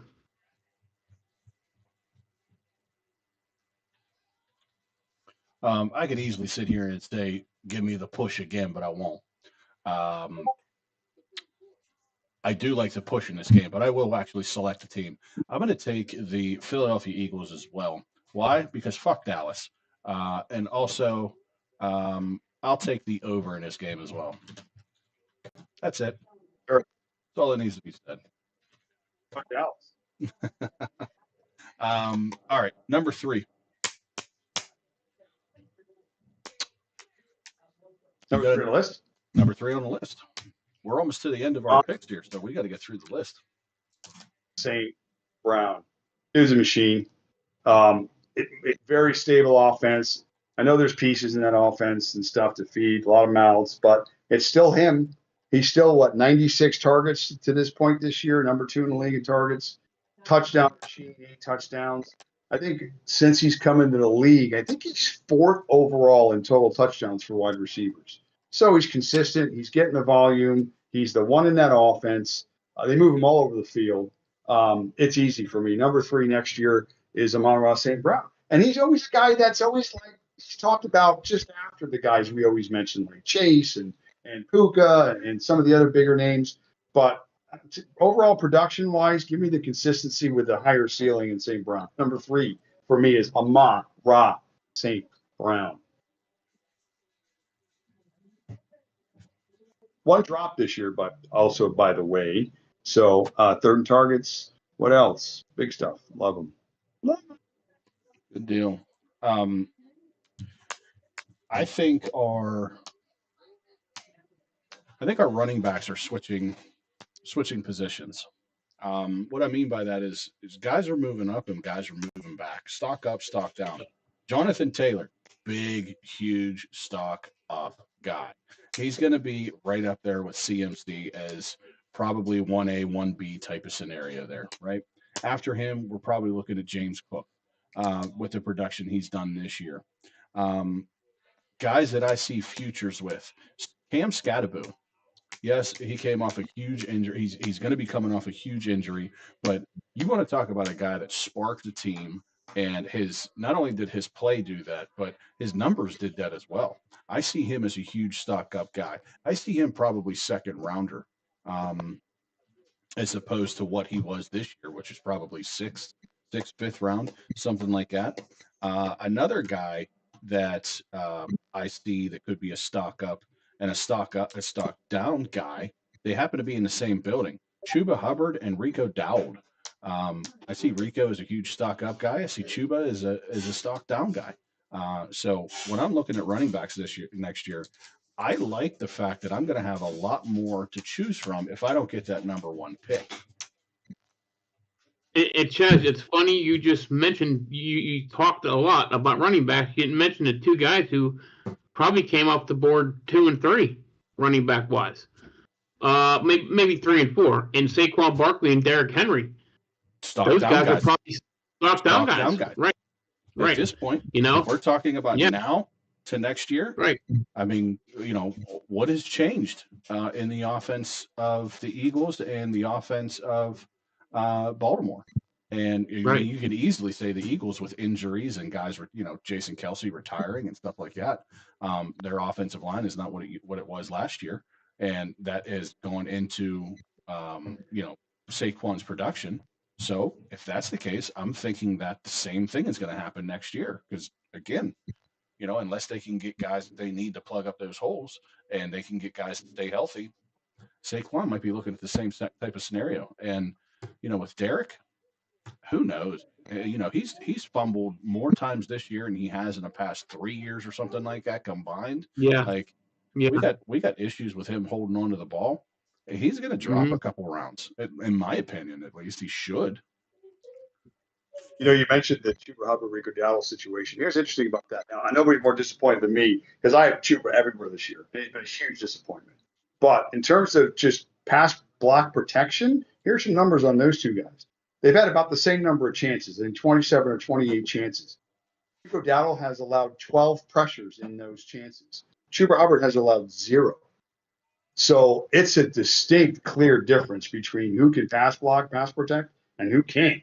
Now, Rico's been the more expensive guy, but with that sort of versatility to have a guy that can allow 0 pressures as a running back, that's an invaluable trait to have. So, Matt, I'm not sure why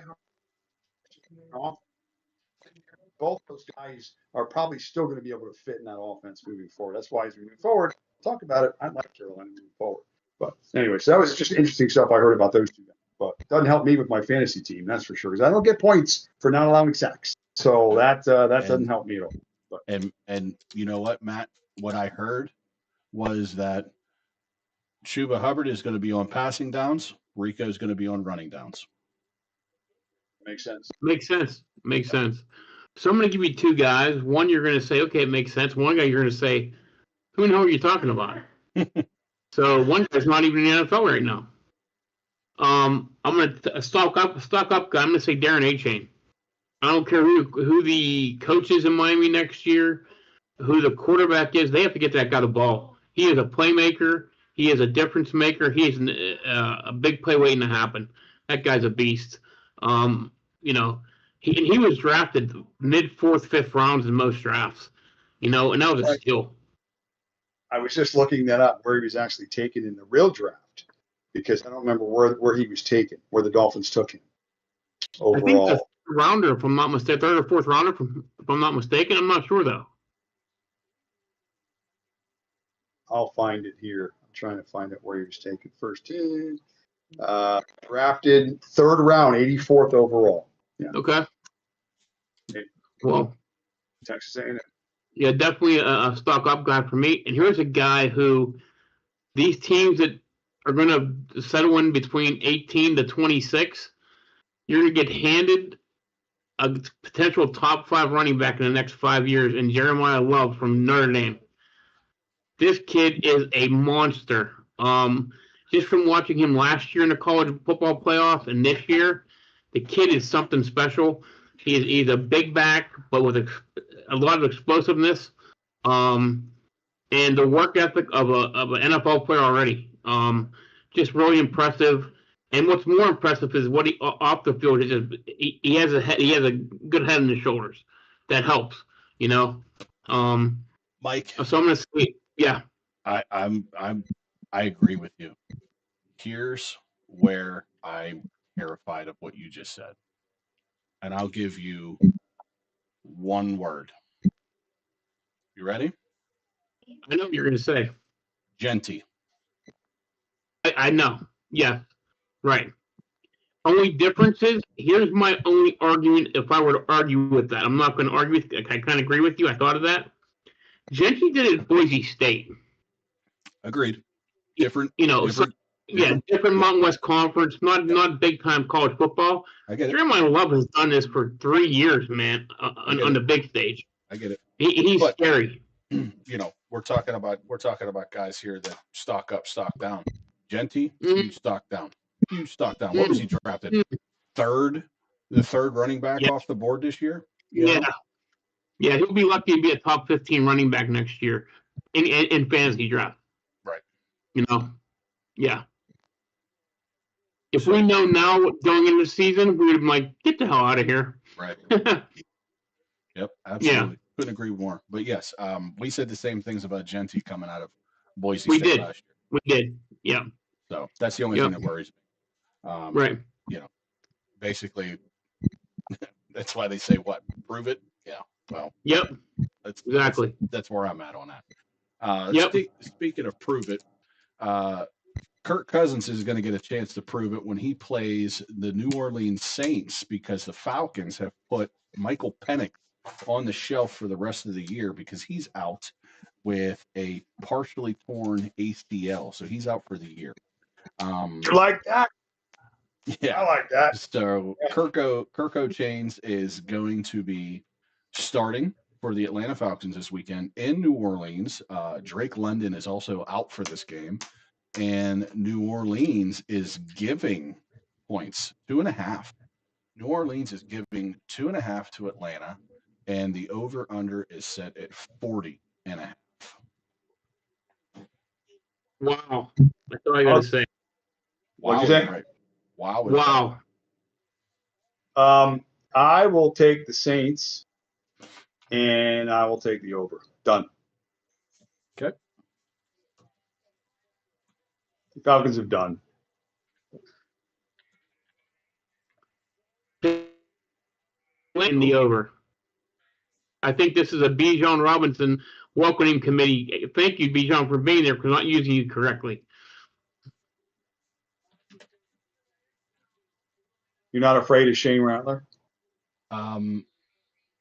Rattler's not Tyler Shaw.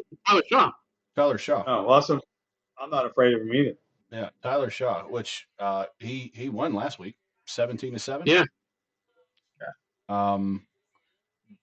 Mike, what did you take, Atlanta? Yeah, Atlanta in the over. Okay. Give me Kirko Chains and give me the under. Kirk motherfucking Cousins is back, baby. Let's go. Fuck you, Kirk Cousins. You prick. So yeah. Fucking jerk off. Mike, the richest. Chaz and I have a history with Kirk Cousins. That's all I have to say. It's fantasy related too, so I know it is. It is. I beat him in the championship with Kirk Cousins, and I picked him up off the bench. Kirk motherfucking Cousins, yeah. It's funny you say that because, no, that's Jameis Winston. Gonzo has a name for Jameis Winston. He calls him Fucko. So I don't know. I just Fucko. Makes sense. But, yeah. All right, so we got that game done. Let's go to the Sunday night game, and then we'll jump back into our top five-ish, and then we'll do the Monday night game and finish the top five-ish. So, Sunday night game, Tampa Bay Bucks go into L.A., East Coast, West Coast, for a long trip. The Rams are giving 7 whole points, not 7.5, 7 whole points. And the over-under is set at 49.5. The only thing I have on this is that Bucky Irvin is still out, and Chris Godwin has moved to questionable. Yeah, the Bucs are limping. I've mentioned Baker the last few weeks is just offensively his numbers have been down. I just think it's caught up to them a little bit. I think there's pressure in the division now. I think a couple of teams that were chasing them are actually in contention now. Rams are really good. I mean, I think obviously we saw what they did. Although that game against Seattle, I mean, if Sam Darnold throws one last interception, I think they had a shot to lose that game. Too many points. Still. Rams win. It's closer than the spread because the Bucks, they fight. If anything, they fight.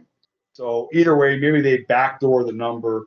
So give me the Rams here, Bucks, and the under in this game. I just don't know how much offense the Rams are going to need, honestly, in this game. I don't think the Bucks. I think Vegas is overplaying the Bucks offense here a little bit this week. So that's why. But I think they hang. So again, Bucks under. I think Tampa Bay goes in and gets the upset. Give me Tampa and the over in this one. I think they outscore the Rams. I think the Rams are a little euphoric from beating the Seahawks and taking control of the division. They come down to reality, have a bad game, which they haven't had in a while. But I think there are going to be a lot of points scored in this game. I just think Tampa wins this game like a 34-33 game. I think it's going to be a shootout. I like the Rams. I'm going to lay the 7. I like the over. I think this is going to be reminiscent of the Bucs and the Lions last week, or 2 weeks ago, I should say. I think it's going to be a shootout down to the end, and I think one team is going to pull away, and I think that's going to be the Rams. Also, Devontae Adams, take him as an anytime touchdown scorer from this game because he's on fire right now. He's averaging over 22 yards in air catch or something like that. It's ridiculous. He's like 6 yards. Touchdowns are within 5 yards, which is unbelievable. Yeah, he's got like 8 touchdowns within 5 yards. It's ridiculous. Yeah, it's crazy. It's crazy. Ridiculous. And it seems to be the only place that Matt Stafford looks right now because he only has to look one time. Right? Yeah. Matter of fact, if you saw the game last week, on first down they went to him, incomplete, second play was same exact thing he scored on. Right. Crazy. Yeah. You know? His initial first step off the line and taking that quick slant inside, it's a beater every time. He beats everybody right there. And it's almost a guaranteed touchdown. He's in his early 30s, right? It's like 32 or 33. He's not younger. Yeah. So, I would probably see him come back for one more year, to be honest. I could see DeAndre Hopkins retiring, and I could see Devontae Adams coming back for one more year. Being realistic, because I mean, D-Hop isn't getting anything down in Baltimore, and Devontae's having his career almost revitalized, so to speak. All right, number 2. Jackson, Smith, and Jigba, for me, best receiver in the league, in my opinion, outside of my number 1 guy. I think it's pretty clear the step that he's taken this year. He is leading the league this year in terms of total air yards for his team. He's responsible for 47% of the team's air yards. So, the love affair with Sammy and Sammy's love affair with Jackson. Sammy Jackson sounds good together. I think they're doing it. And they're a running team, per se. But yet, if they're throwing it to him. He's also close to 100 targets this year. It makes sense. So give me targets. Give me number 1. Give me a guy with no competition. And again, it looks like that Sammy and him have a little something going there. And I don't see it stopping anytime soon. They're a contender this year, and they'll certainly be in the mix again next year. So they're not going nowhere. I like Jackson Smith and Jigba as my number 2 wide receiver for next year overall. I'm going to go with a guy who was probably ranked top 10 to top 15, and I don't see him being anywhere near top 30. A.J. Brown. What has happened to A.J. Brown? Is it because how they run that offense in Philly, or is it just Devontae Smith is their go-to guy? I'm not sure, but he is not the same receiver we've seen in the past. Kind of like what DK is with Pittsburgh, but we know why. Aaron Rodgers has 3 seconds to throw. Probably less than that. So, DK is getting balls 5 yards off not getting a 20-yard pass thrown them, a 5-yard pass thrown them. Now, A.J. Brown, I don't know what's going on with him, but, man, his arrow is down for me big time. I don't understand what's going on there. And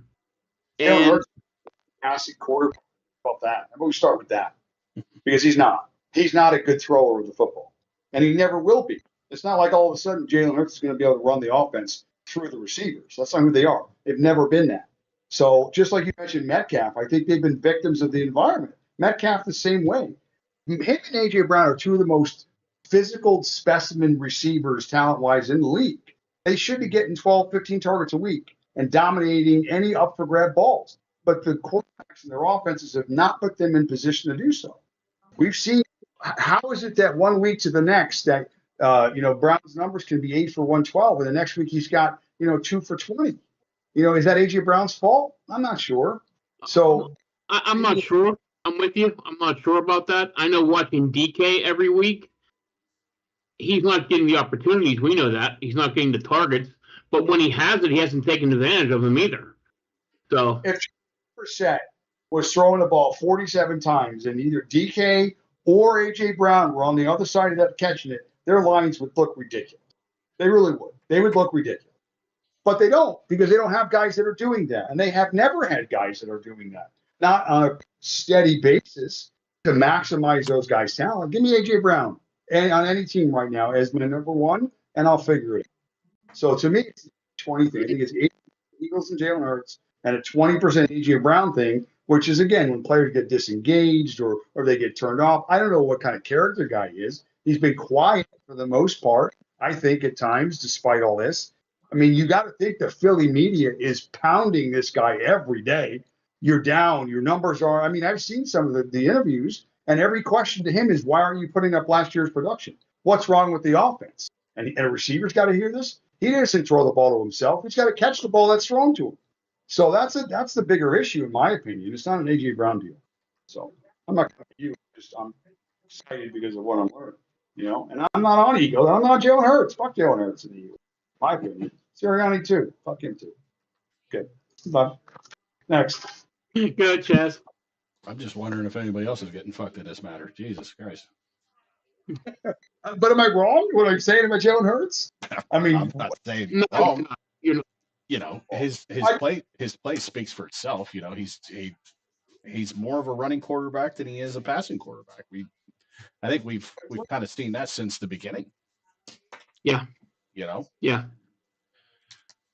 So, so a couple of guys here, and I'm going into the quarterback situation since we're talking about Jalen Hurts.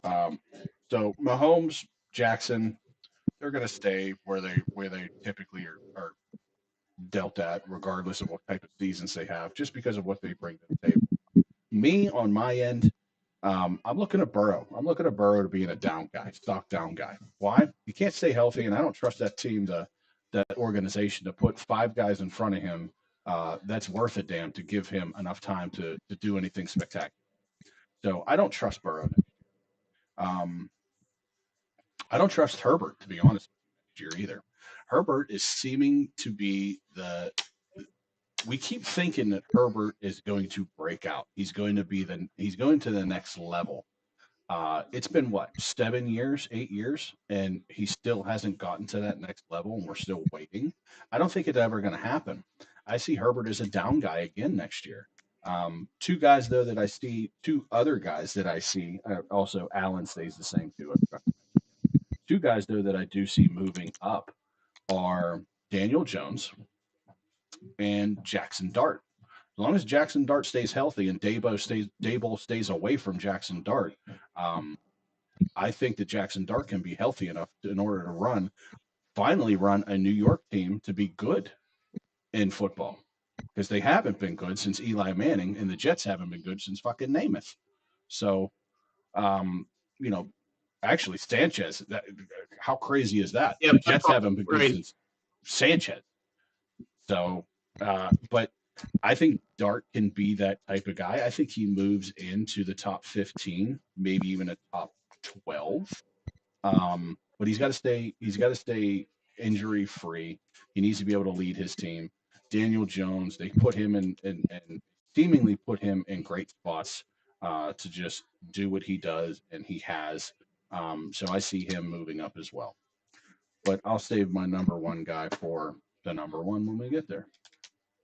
Jack, you shit on my 3 favorite quarterbacks. You shit on Joe Burrow, you shit on Sam Darnold, and you have now shit on Justin Herbert. I have a little bit of a quarterback man crush on him as well, so that's fine. I mean, Well, Christmas. notice I didn't say anything about stock up, stock down about Darnold at all. I left him out of this equation. If anything, I would keep Darnold as where he was drafted this year, in my opinion. So wherever he was drafted, I don't know the exact time of when he was drafted, but I would keep him at the same. He's a neutral. He doesn't move up. He doesn't move down. But So again, you can't. giving, You gotta side with me in a sense that we keep thinking that Herbert is going to ascend to this next level. We've been waiting for it forever, and now that he's got a real head coach down there that is supposed to pull the best out of the quarterback. I mean, he was able to do it with J.J. McCarthy. What does that tell you? He should be able to do it with Justin Herbert. And it's been 2 years now. We're going into the second year, and it doesn't seem to be translating to the field. In fairness for Herbert this year, he's playing without both the starting tackles and a guard. So I'm with you, Chaz. He has not ascended to that next level. Burrow, he's one of my guys. I think he'll be up next year because of wide receivers alone, and they have to get offensive linemen though. If they protect this guy, you're right, he's gonna go down. I think that's on the organization, not the player. So, NFL executive did a poll about quarterbacks who they'd have start their franchises. He was number 2 in terms of all the quarterbacks in the league right now to start a franchise. Was Justin Herbert. I mean, the dude physically is do everything on the field. So, I mean, that's my guy. And I know circumstance. Remember, he first started his career. We have like 4 offensive coordinators in the first 4 years and coaching changes. And yet he was still, to that point in his career, had the most passing yards of any quarterback, despite their issues and lack of running game and offensive line issues. So I'm going to push back a little bit on my Justin. I'm with Chaz on Justin Herbert for one reason. If you could pick 5 quarterbacks to win a game for you with the same roster, he wouldn't be in any of your top 5. He's only not because he hasn't won those games yet. But he also hasn't those spots as much. I'm saying if you have a team which every quarterback's playing the same team and you win a football game, Justin Herbert's not the name that's coming up in your top 5 choices, I don't think. I don't know. To me, I think he's a deep playoff run away from getting rid of that stigma, if that even exists, on long term. I am not going against these guys' numbers. The numbers look good when they're good. But like Mike said, when it comes down to winning you a football game, I'm not sure I'm going to call for a Justin Herbert. I would call for a Joe Burrow, but I would also need an offensive line for Joe Burrow. Now, right. Granted, that goes for anybody in the damn league. I'm not saying it's just contingent on that, on their play specifically. But I don't trust Cincinnati next year, is what I'm saying. I don't trust Cincinnati next year to put 5 guys in front of Burrow to protect him. So I think that Joe Burrow's stock is going to go down. I think his numbers are going to go down. He might not even play next year because he's going to get hurt again next year.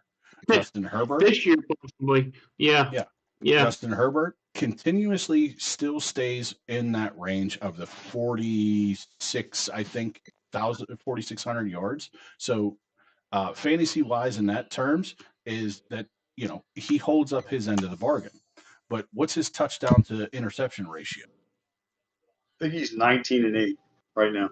Okay, he's not the greatest when it comes to it, but he's not terrible. He's not terrible, right? Yeah. But I still wouldn't put him in that upper echelon of these other guys, or close to it, in my opinion. To me, I'm not seeing Justin Herbert as a top 10 fantasy quarterback. Right, I take Jared Goff over him. Right. I mean, so again, when we're talking about fantasy points and everything like that, I would look at. You're taking Jared Goff, really? In fantasy football, absolutely. I would take him. Then you better have an offensive line, even more so than the other guys. Because Jared Goff can't. We're talking about fantasy football. You're asking me in regular football if you want a quarterback to win a game. I'm taking Jared Goff to win a game over Justin Herbert for sure. 10 out of 10 times. I am. I agree. Yeah. Honestly, on that list, Herbert probably falls around 12 to 15 for me. Right. That's crazy. Sorry, I just don't agree with that. Well, I don't agree. that's because you're over there fellatiating the man. Okay, we get it. All right, you love the guy.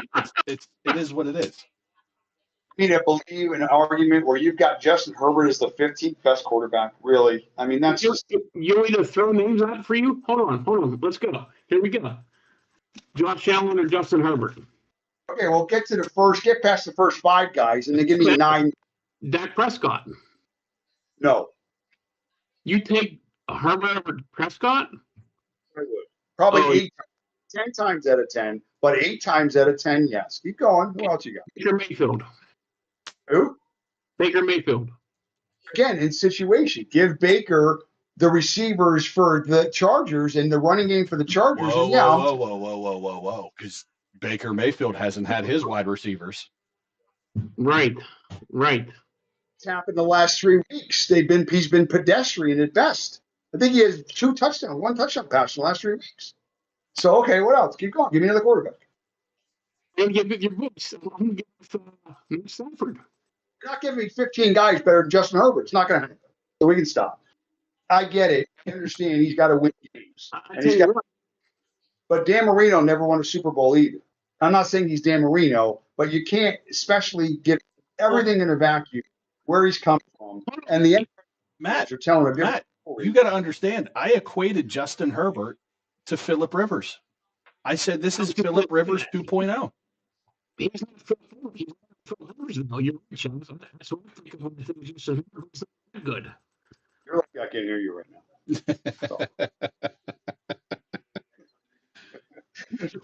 You take Justin Herbert over Phillip Rivers. All right, okay. It's hard. I don't know those two guys because you're talking about different teams. Justin, he had one of the best tight ends in NFL history that he threw to.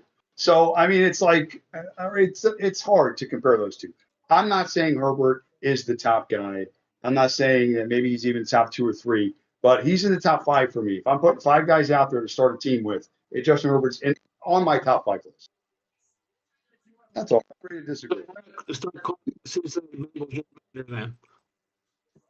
Mike, you got to fix your mic again because we're having a hard time. I said I'm going to start calling the Cincinnati Bengals general manager if he thinks he's a top 5 quarterback right now. So, that said, yeah. All right. Now that our debate is over, since we're the master debaters, let's go into Monday night. Let's go into Monday night. Monday night we got kind of I don't even know if this game, I mean, I guess this game could be pretty good. The Carolina Panthers and the San Francisco 49ers. A lot of no-hook games here. The Niners are given 7 whole points, and the over-under is set at 49.5. It was 47.5. It went up 2.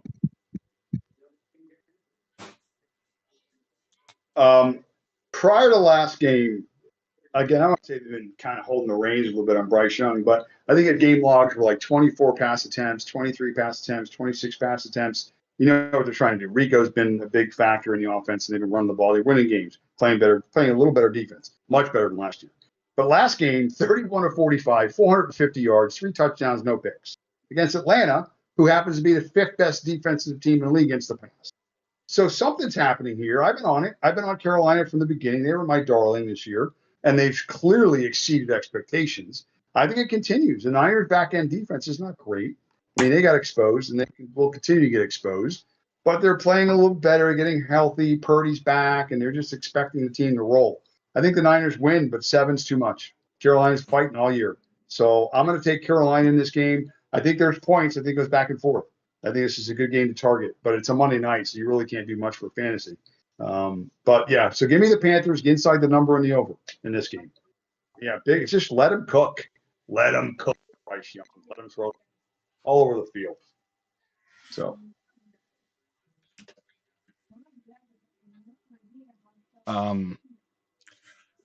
You took Carolina in the under or over? Over. Yep. I'm going to follow you on the over. I'm going to take the over as well because I think these two teams can and should do some numbers. But this has a big potential for being another push game. I hate to say it. But I'm going to take the Niners in this case. Brock Purdy is back. It's seemingly that when he's back, everything kind of falls into place. Kittle gets more targets. He gets more involved in the passing game. CMC can get rolling because the passing game is rolling. So his running game can get going, and he's still a monster out of the backfield as well. So, and I don't know why, but I like Brock Purdy better than I like Mac Jones running this offense. And the Panthers, they're definitely head and shoulders better than we were last year. Obviously, we're looking at the record 6-5. I think they take a step back in. I think the luck, so to speak, kind of runs out a little bit, at least for this game. So I'm going to take the Niners, and I'll take. I'm taking San Francisco. Cinderella slippers broke. So give me San Francisco and the under in this one for me.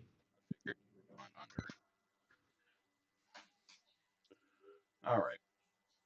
So that's going to lead us somewhat into our number one. Easy for me. It's Chase. Chase who? It's just he's clearly the alpha Chase on that who? team. Chase Jamar? Jamar Chase is my number one receiver. 37% of the team's air yards, despite the weapons, despite Hickens, despite maybe a little bit of Gesicki here and Iosivas. They got weapons, but still, it chases the guy, and they do move him all over the field as well. It's always a mismatch.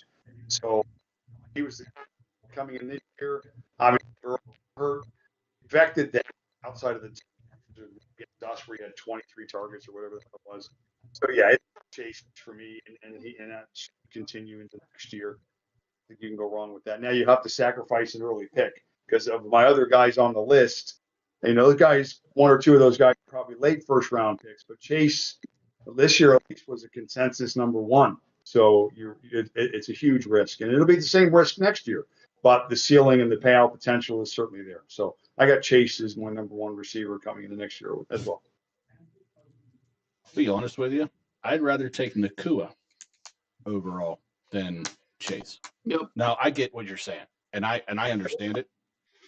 What's funny is I got Puka 3, and I swapped him for St. Brown only because, again, looking next year, we were waiting for Stafford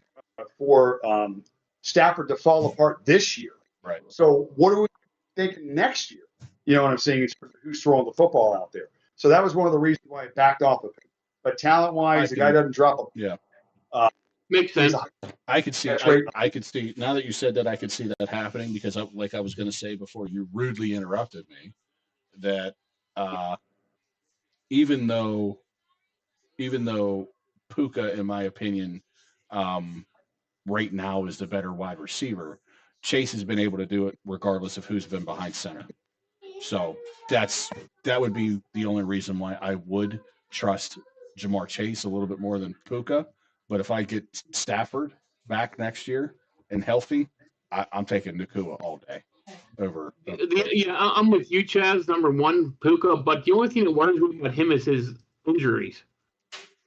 He's a little more injury prone, it seems. Well, only of this year. I don't remember him being hurt much last year. I think he missed 2 games last year, but this year it seems like when he's come back, though, he's strong. Right. He's a beast. Who do you got, Mike? I have. Well, we went over. I'll stick with wideouts. We covered most of the guys. Actually, I'm going to go to running backs. Chad, you mentioned the guy, James Cook. I think he's the top 3 guy easily. Sure. I think Jonathan Taylor's number 1 right now. I mean, going into next year. The only reason why I say he's not number 1 is because he doesn't get the passing game looks. Taylor? Yeah. Yeah, CMC would be that guy then. Right. You're right. So, in terms of number 1 overall running back, I would go CMC. And like I said, I think it's a 1A, 1B. Right. Now, speaking of that, the guy whose stock has fallen, he's probably still a number 1 pick, but Bijan Robinson. He was top 3, top 4. I mean, is he that next year for you guys? I mean, there's a big mix of running backs right now. You know, I think he's more of like a 6, 7, 8 guy, not a top 3, 6, but he's still a 7. solid back. Again, we don't know. We don't know 6, who the quarterback is. I'm not a Michael Penix fan. I don't trust him. Drake London being hurt all the time. We don't know what the Falcons are. We talked about that. We tried to find out this year. It doesn't seem to And pan then out that well. and then the kicker, if you do have Bijan Robinson, Tyler Algier is getting all the touchdowns, it seems. Yeah. That his fantasy stock goes down just because of that. So, you know. Agreed. So this is going to ruffle some feathers, and I'm going to love every second of it. My guy, who's a big stock up guy, and I can see a big stock up guy for a few years to come here. I'm not saying he's going to be the number 1 overall, but I see him in a top 5 quarterback, and that's Drake May. I think the kid looked phenomenal. And if you wanted to go and talk about who would you rather have to start a franchise, that would be my pick, Drake May, bar none. Like I said, huge stock up guy. I think it's only going to be better and better as the years go by because he's got a great core over there in New England. He's got a great head coach that is coaching all the time. I like him. I like him from top to bottom. So for me, Drake May, probably somebody I'm going to try and target next year if I can. I'll tell you a guy that we was mentioned, who I think is a top 10 guy next year, is a guy in Cleveland. I think Judkins is a guy that, man, he could, if they actually get a quarterback who knows how to play, his stock goes up tremendously. And he showed what he could do. I mean, in a small sample size right now for us. So for me, he'd be a top 10 guy you could probably get later, to be honest with you. Right. And he comes from a very limited offense. So it's not like there's any surprises. It's line up and hit you in the mouth, and they're doing it. Here we go. Yeah. So even cheap, they're still getting this might be a good thing to follow up with next week when we talk about it, okay? Obviously we all know who the top guys are, right? We see them, we know who they are. We need to dig deep and find out who the 3rd, 4th, 5th, 6th round guys are. Because what happens in after your 3rd round in your league? All the good guys are gone, and then what? You're scrambling to find the last starter or maybe a qualified backup on your bench. I think that's where the value comes in on your team. Obviously, we know that these guys need to be able to be plug and played when injuries happen or bye weeks to fill in.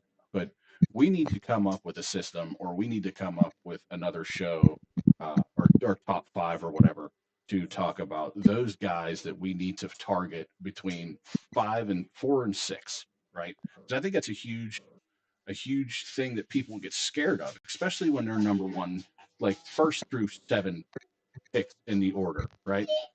They're always worried about, because especially in snake drafts, you pick number 1, you're not picking again for 12 more picks, Right. I mean, 23 picks, right? I'm sorry. So it seems like forever. And then you start panicking, right? Because then you're thinking to yourself, I need to pick 2 starters right now. And it can't be 2 wide receivers. It can't be 2 running backs. It can't be all wide receivers. I need to divide it up. Wide receiver, running back, quarterback, or else I'm going to get tanked this year. So I think we need to set that aside at some point in time, maybe towards the end of the year, and talk about that as far as fantasy goes, because I think that's going to be a huge thing moving forward. Yeah, I think that's a great point. I know in our Jagoff Fantasy League, I hit a home run. I think I drafted 8th or 9th round, and Williams from the Cowboys. Right. He doesn't even see the starting lineup for me. Well, I have James Cook and Derek Achane. Right. And then you have Mason too as a guy that people don't understand. The 1st, 2nd, 3rd, 4th round, 8th, 7th, 8th, 9th round is just important in fantasy football. Mm-hmm. Those backups, especially on bye weeks, man. Yeah. All right. So, I'll take the best player available. I'm never one to fill a roster because I need a spot. I think that handcuffs you at times because if you're trying to get one receiver and then go get a running back and then go get a court, it just kind of puts you in a box where you don't get to look at the entire draft and look at, certain things open up during the draft. Like you can't necessarily, I feel, even go into a draft with a specific strategy other than just going after having best player available. And we'll talk about it later, but one of the things I do is I put players in tiers and as opposed to ADP, which everybody tends to follow. And that way I don't stress so much. If I've got 3 or 4 guys that are in the same tier and they're only 6, 8, 10 spots apart, and I may miss a guy, if I still have a guy rated on that same level, then I can plug him in, based on that spot. So about best available as opposed to roster competition. I found the guys falling. Agreed. Matt, Mike, you can attest to this. Ours is different because we have to draft a specific number of wide receivers, quarterbacks, running backs, tight ends. If you want to carry 2, that's fine. Kicker, if you want to carry 2, that's fine. Defense, if you want to carry 2, that's fine. But you can't carry 2 of all 3 of those at one time, right? Well, all my leagues have composition requirements as well. But that doesn't mean you can't still at least through those first. Again, what I'm saying is you're round 6, and the biggest mistake I hear is, I need to take a tight end. I don't have one. So you're going to reach for a tight end in round 6 when you can get that same guy in round 10 just because you need to fill a roster spot? I think it's a common mistake that we make because we get tied into trying to build that roster as opposed to just, again, we never teams through the year anyway. You look at your teams right now, half your players aren't the guys you drafted. So it all comes down to trades and waiver wire and other stuff anyway. Chaz hit it right on the nose, too. Plus, our leagues, we don't use that flex position at all. We're going standard: 2 running back, 3 receivers, a tight end, a kicker, a defense, quarterback. So a lot of people go, 3 running backs, 4 wide receivers. We don't have that. We're drafting standard teams. So anyone who does draft, the BPA, sometimes they do get screwed by, some guys will wait. You know what I mean? But some guys do overreact. Like Brock Bowers went really high this year in our leagues. Right. And kind of got screwed for the people. And Genty, Chaz, you mentioned him before. He was a guy who people took so quick in the first round, and they're paying for it right now. So I always draft on ceiling as well, especially early on, because half the teams are going to miss, and if you do catch your ceiling guy, then you're going to be in a good spot. So, yeah, that's certainly funny. Chaz and I are in a dogfight for our division right now. Yeah. And actually, we play each other this week. Actually, again. Yeah. Yep. So we're two of the top 3 teams. And Mike, guess what happened this week? What? Well, it just so happened that both of my quarterbacks are on a bye. I saw that.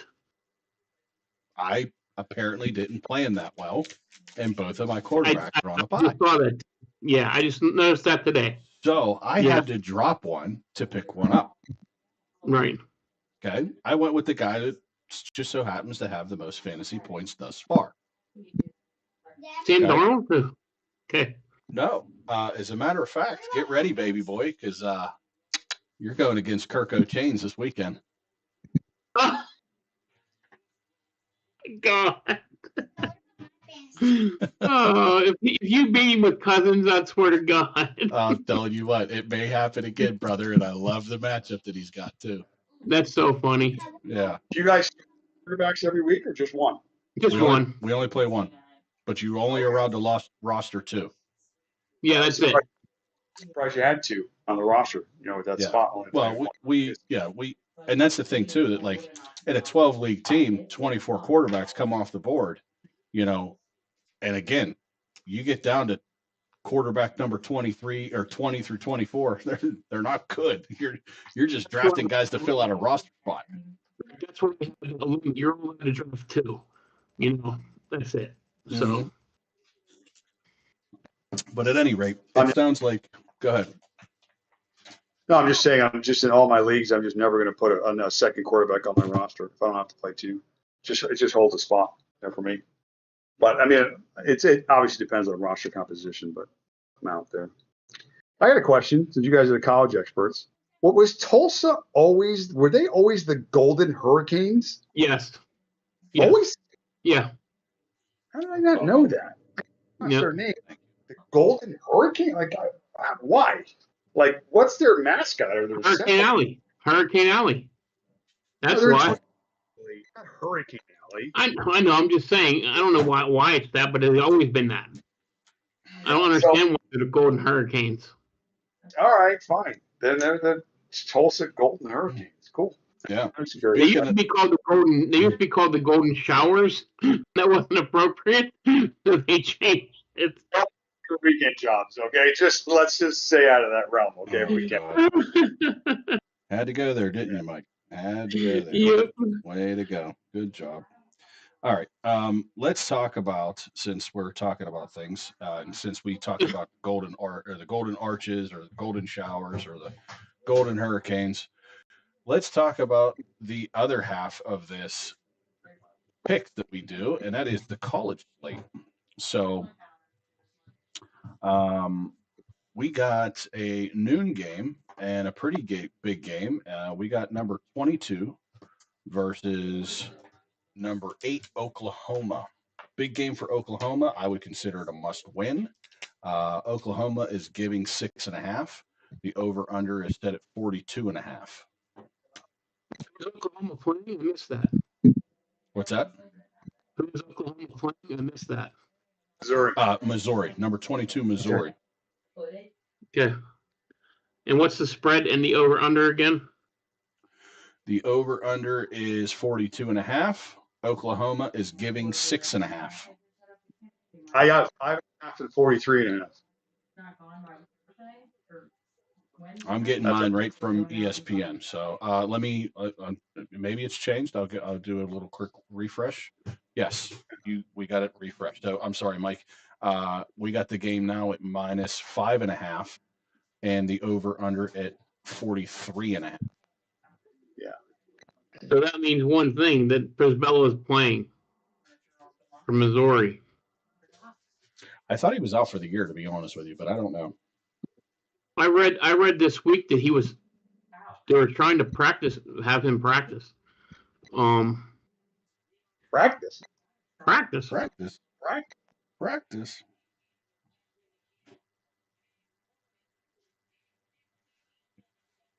By the way, I have NC State getting 6.5 right now. They're winning 14-3.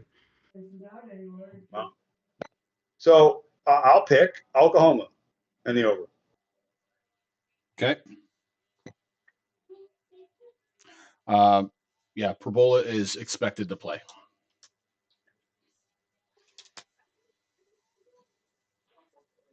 All right. Matt, you had Oklahoma and the over? Over. Okay. Over. Sing the song? Oklahoma. No, don't. Please. Okay. All right. I don't have cotton balls for my ears when they bleed. Matt, I'm with you. I got Oklahoma. I got the over.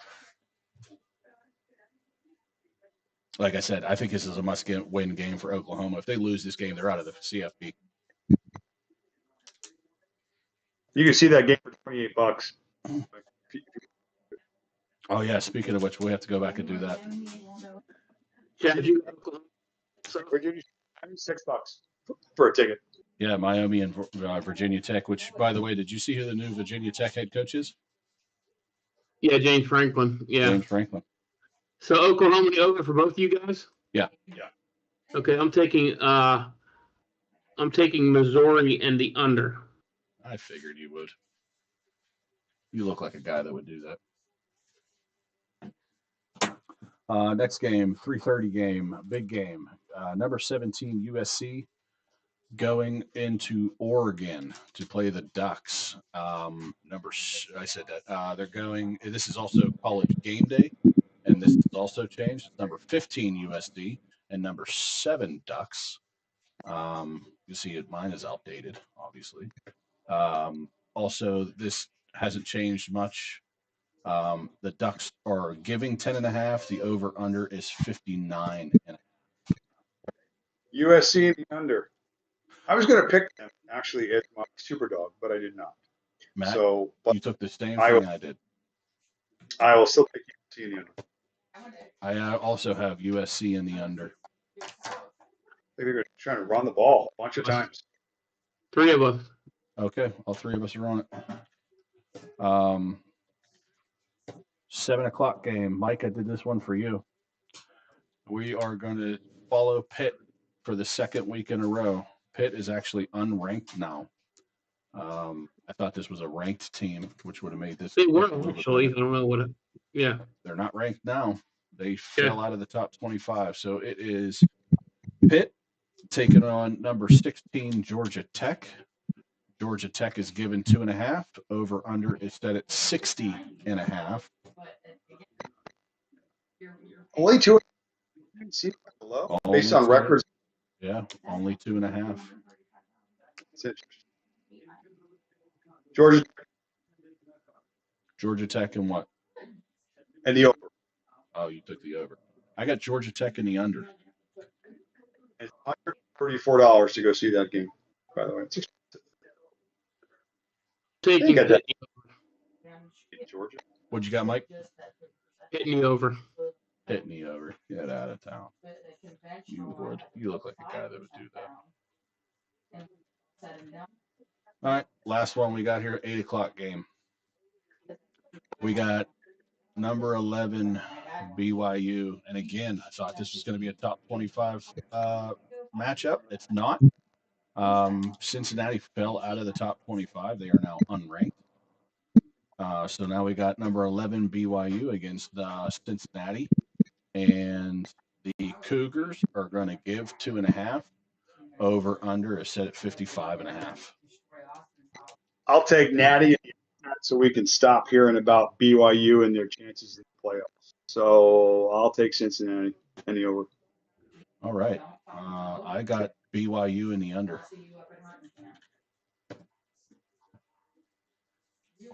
I would take Cincinnati and the over also. Okay.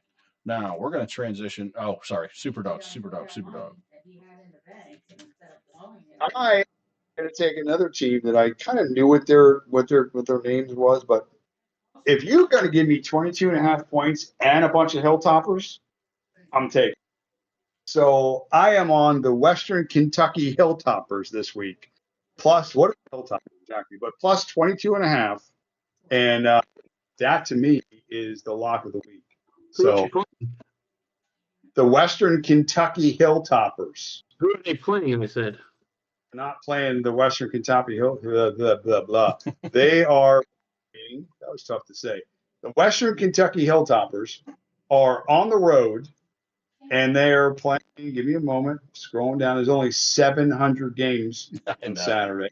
Let's see. I'm at 400. We're almost to the list. Western Kentucky. Oh, they're LSU. It's a big game. LSU. They stink. Oh, wow. Yeah. LSU laying 22.5 points to Western Kentucky. Sorry. Western Kentucky has a 3-point lead at halftime. Take the first half line. Western Kentucky might run to the bank. Toppers, baby. You can watch that game for $6 too. That's another cheapie. There you go. So nice. Yeah. LSU. Pay more for All right. beer. Mike, what you got? Kansas State against Utah. Getting 17.5. Wow. It's a lot. 17.5. All right, I got the game of the weekend right here. All right. And it has huge playoff implications. I am taking Ball State against Toledo. Ball State is getting 28.5. Wow. You love those games. I do. I don't win much on them, though. If you look back at my record, I don't win much on them. I win like 7 points on them. Right. Ball. But that's not bad, though. I mean, Ball State. You imagine a state full of balls? Well, Yeah. that's a wild dream. All right. So we passed it up. We didn't get a chance to do it. So the cheapest game, NFL game to go and watch. What are our picks? Well, what are your picks? I know what the answer is. Matt, did you cheat and see what the NFL was, or? I was kind of cheating and looking at this. I was going to go to you guys and ask you what's the most expensive game of the weekend? Chaz, you know this? Did you look? I didn't look, but I mean I'm kind of perusing through it now, so I would have to take a back seat to this one. But By the amount, game is 5 times more expensive to go to than the next closest game. Yeah, it's our game. Yeah, I was going to say I'm pretty sure it's a Steelers game. Yeah. Minimum ticket here. Tickets as low as $432 to watch these two sorry fucking teams play football. Yeah, $432.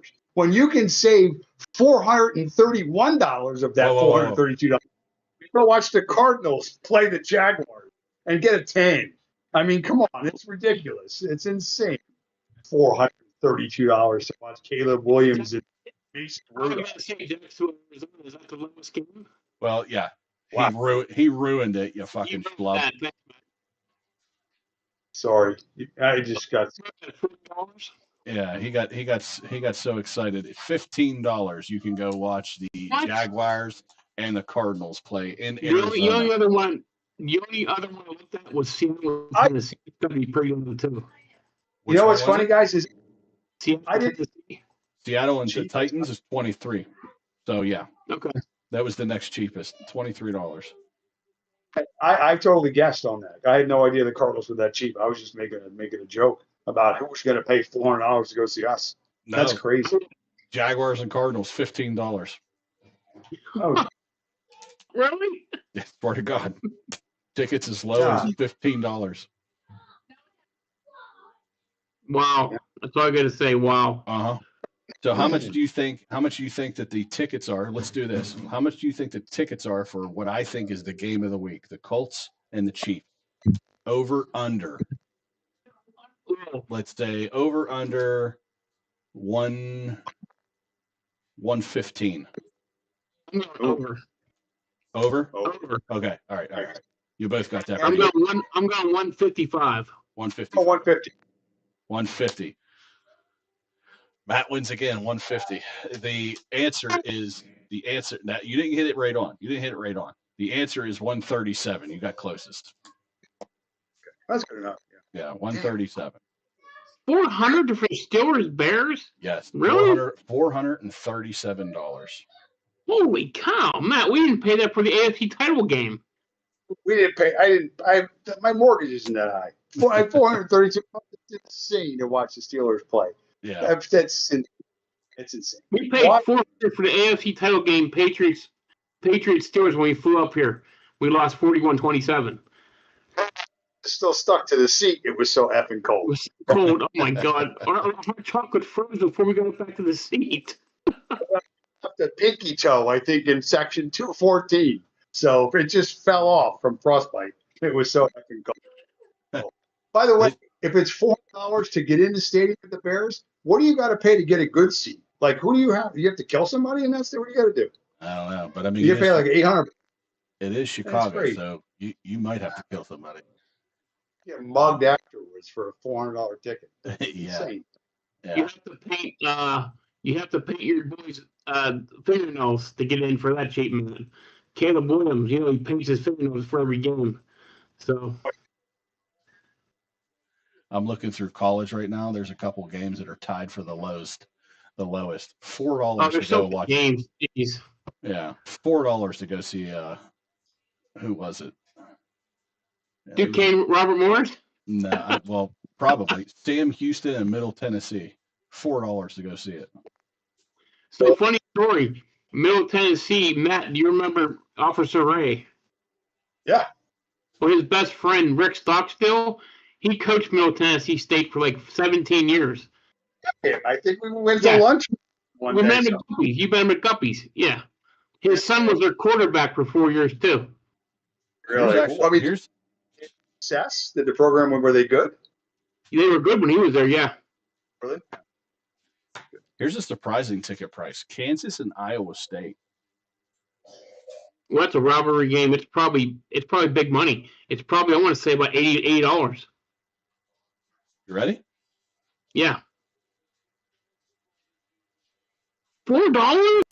$4. What? I'm shocked. I'm shocked. Two big rivals, I'm shocked by that. Yeah, it's Sports $4. CF and Oklahoma State, that's $5. I know. I'm stunned by those prices, honestly, guys. $4. Hey, wow. Go to Virginia Tech. Watch Miami play Virginia Tech for as low as 8 cents. $35. I don't know. $6. $6? $6. What's a nickel? Yep. You show up with 3 aluminum cans, maybe a stamp. All right, there you go. All right, no messing around. Big game, right? Big game. Missouri versus Oklahoma. What are ticket prices? I'm way off, so I'm going to say $84. I'm going to say 75. You're both way off. It is under. Wow. How much? $28. What? Yeah. You can't get in a pit game for $28. $28. You should. Wow, interesting stuff. All right, what else we got? Oklahoma Stadium capacity is 80,000 people, and you can get in there for $28. It's unreal. All right, yeah, that is all we got. We went through our picks. We have done our due diligence. We have done our defensive picks. The 4 teams on a bye are the Broncos, the Dolphins, the Chargers, the Commanders. We are all tied at 2 apiece for defensive touchdown totals on the year. So, yeah. If anybody has anything else, speak now. Who won our DK match last week since you're in it this week?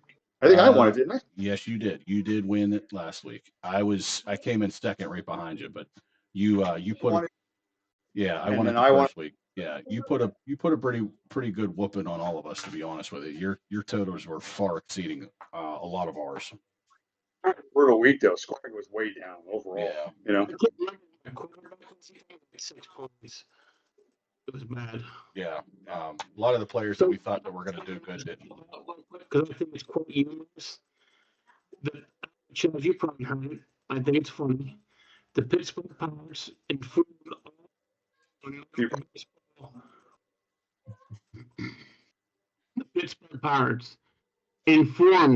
all Major League Baseball's Oh yeah. Go ahead. agents that they're in on free agency this year. And I'm like, I'll believe it when I see it. So evidently the guy they're targeting, Matt, is your guy, Schwarber. Really? Yep. Yeah, which I'm like, apparently, he's gonna command $50 million. Like, get out of here. He's gonna command our entire payroll. Right. There's no way you sign one guy and then expect it to make it. The Pirates, I guess, apparently, according to Jeff Passan of ESPN, who's the big baseball guy, he reiterated that the Pittsburgh Pirates had sent out a memo to all the agents, all the players, that they are big spenders this year. So we'll see. Supposedly, they offered the first baseman from Seattle $30 million for 2 years, and he took 32 for 5. So right. But not years. Are you really trying to improve the team? No.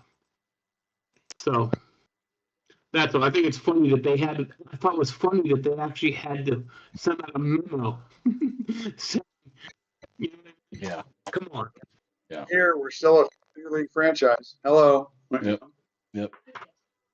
Yeah. So that's my last comment. I think it was pretty funny. I thought it was hilarious too, and yeah, we'll see what happens. Again, like you said, Mike, I'll see it I'll believe it when I see it. So yeah. So real quick, next week, Chaz, we'll have to do definitely Tuesday show because we have 3 games on Thursday. Yep. I will be available. So you just tell me when, and let's do it. Yeah, and Matt, you work Tuesday, I'm sure. Yeah, I do. Okay, and then I don't know if you guys want to do Friday. I mean, it's Thanksgiving, but Friday I will be out. I do Thanksgiving on Friday. I know your dad's on Friday. Yeah, I actually do Thanksgiving on Friday. Right. I'll be for Thanksgiving, but I mean, if we can make you guys want to do like a Saturday show, early Saturday. I'm good with. we'll try it. Yeah, I should be good for a Saturday. Yep. So I mean, because I think I might stop up and see you on Friday if you're up there. I'll be there. I'll be there. Okay. But, yep. All right. All right. Oh, by the way, hopefully we get our sports dummy shirts in soon. Oh. Okay. Cool. Can't wait to rep that. I know. I'm pretty excited. So I got you, Matt, double extra chooch. I got you, Chaz, double extra chooch. So very That's nice. fine. That is very nice. Very nice of you to add in that extra chooch in there. Yeah, extra. Well, for him, we know he's extra chooch. So That's fine. 2X. Let's go. All right. Yours says.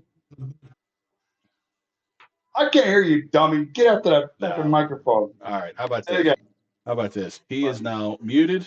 It's okay. Nobody can hear him because I muted him. Okay. So now, here we go. Thanks for everybody for joining us here tonight. Don't forget to like, share, subscribe, and turn on those notifications so you know when we go live. Don't forget to drop us some comments. That right there, the muted chooch is telling everybody, good night, everybody.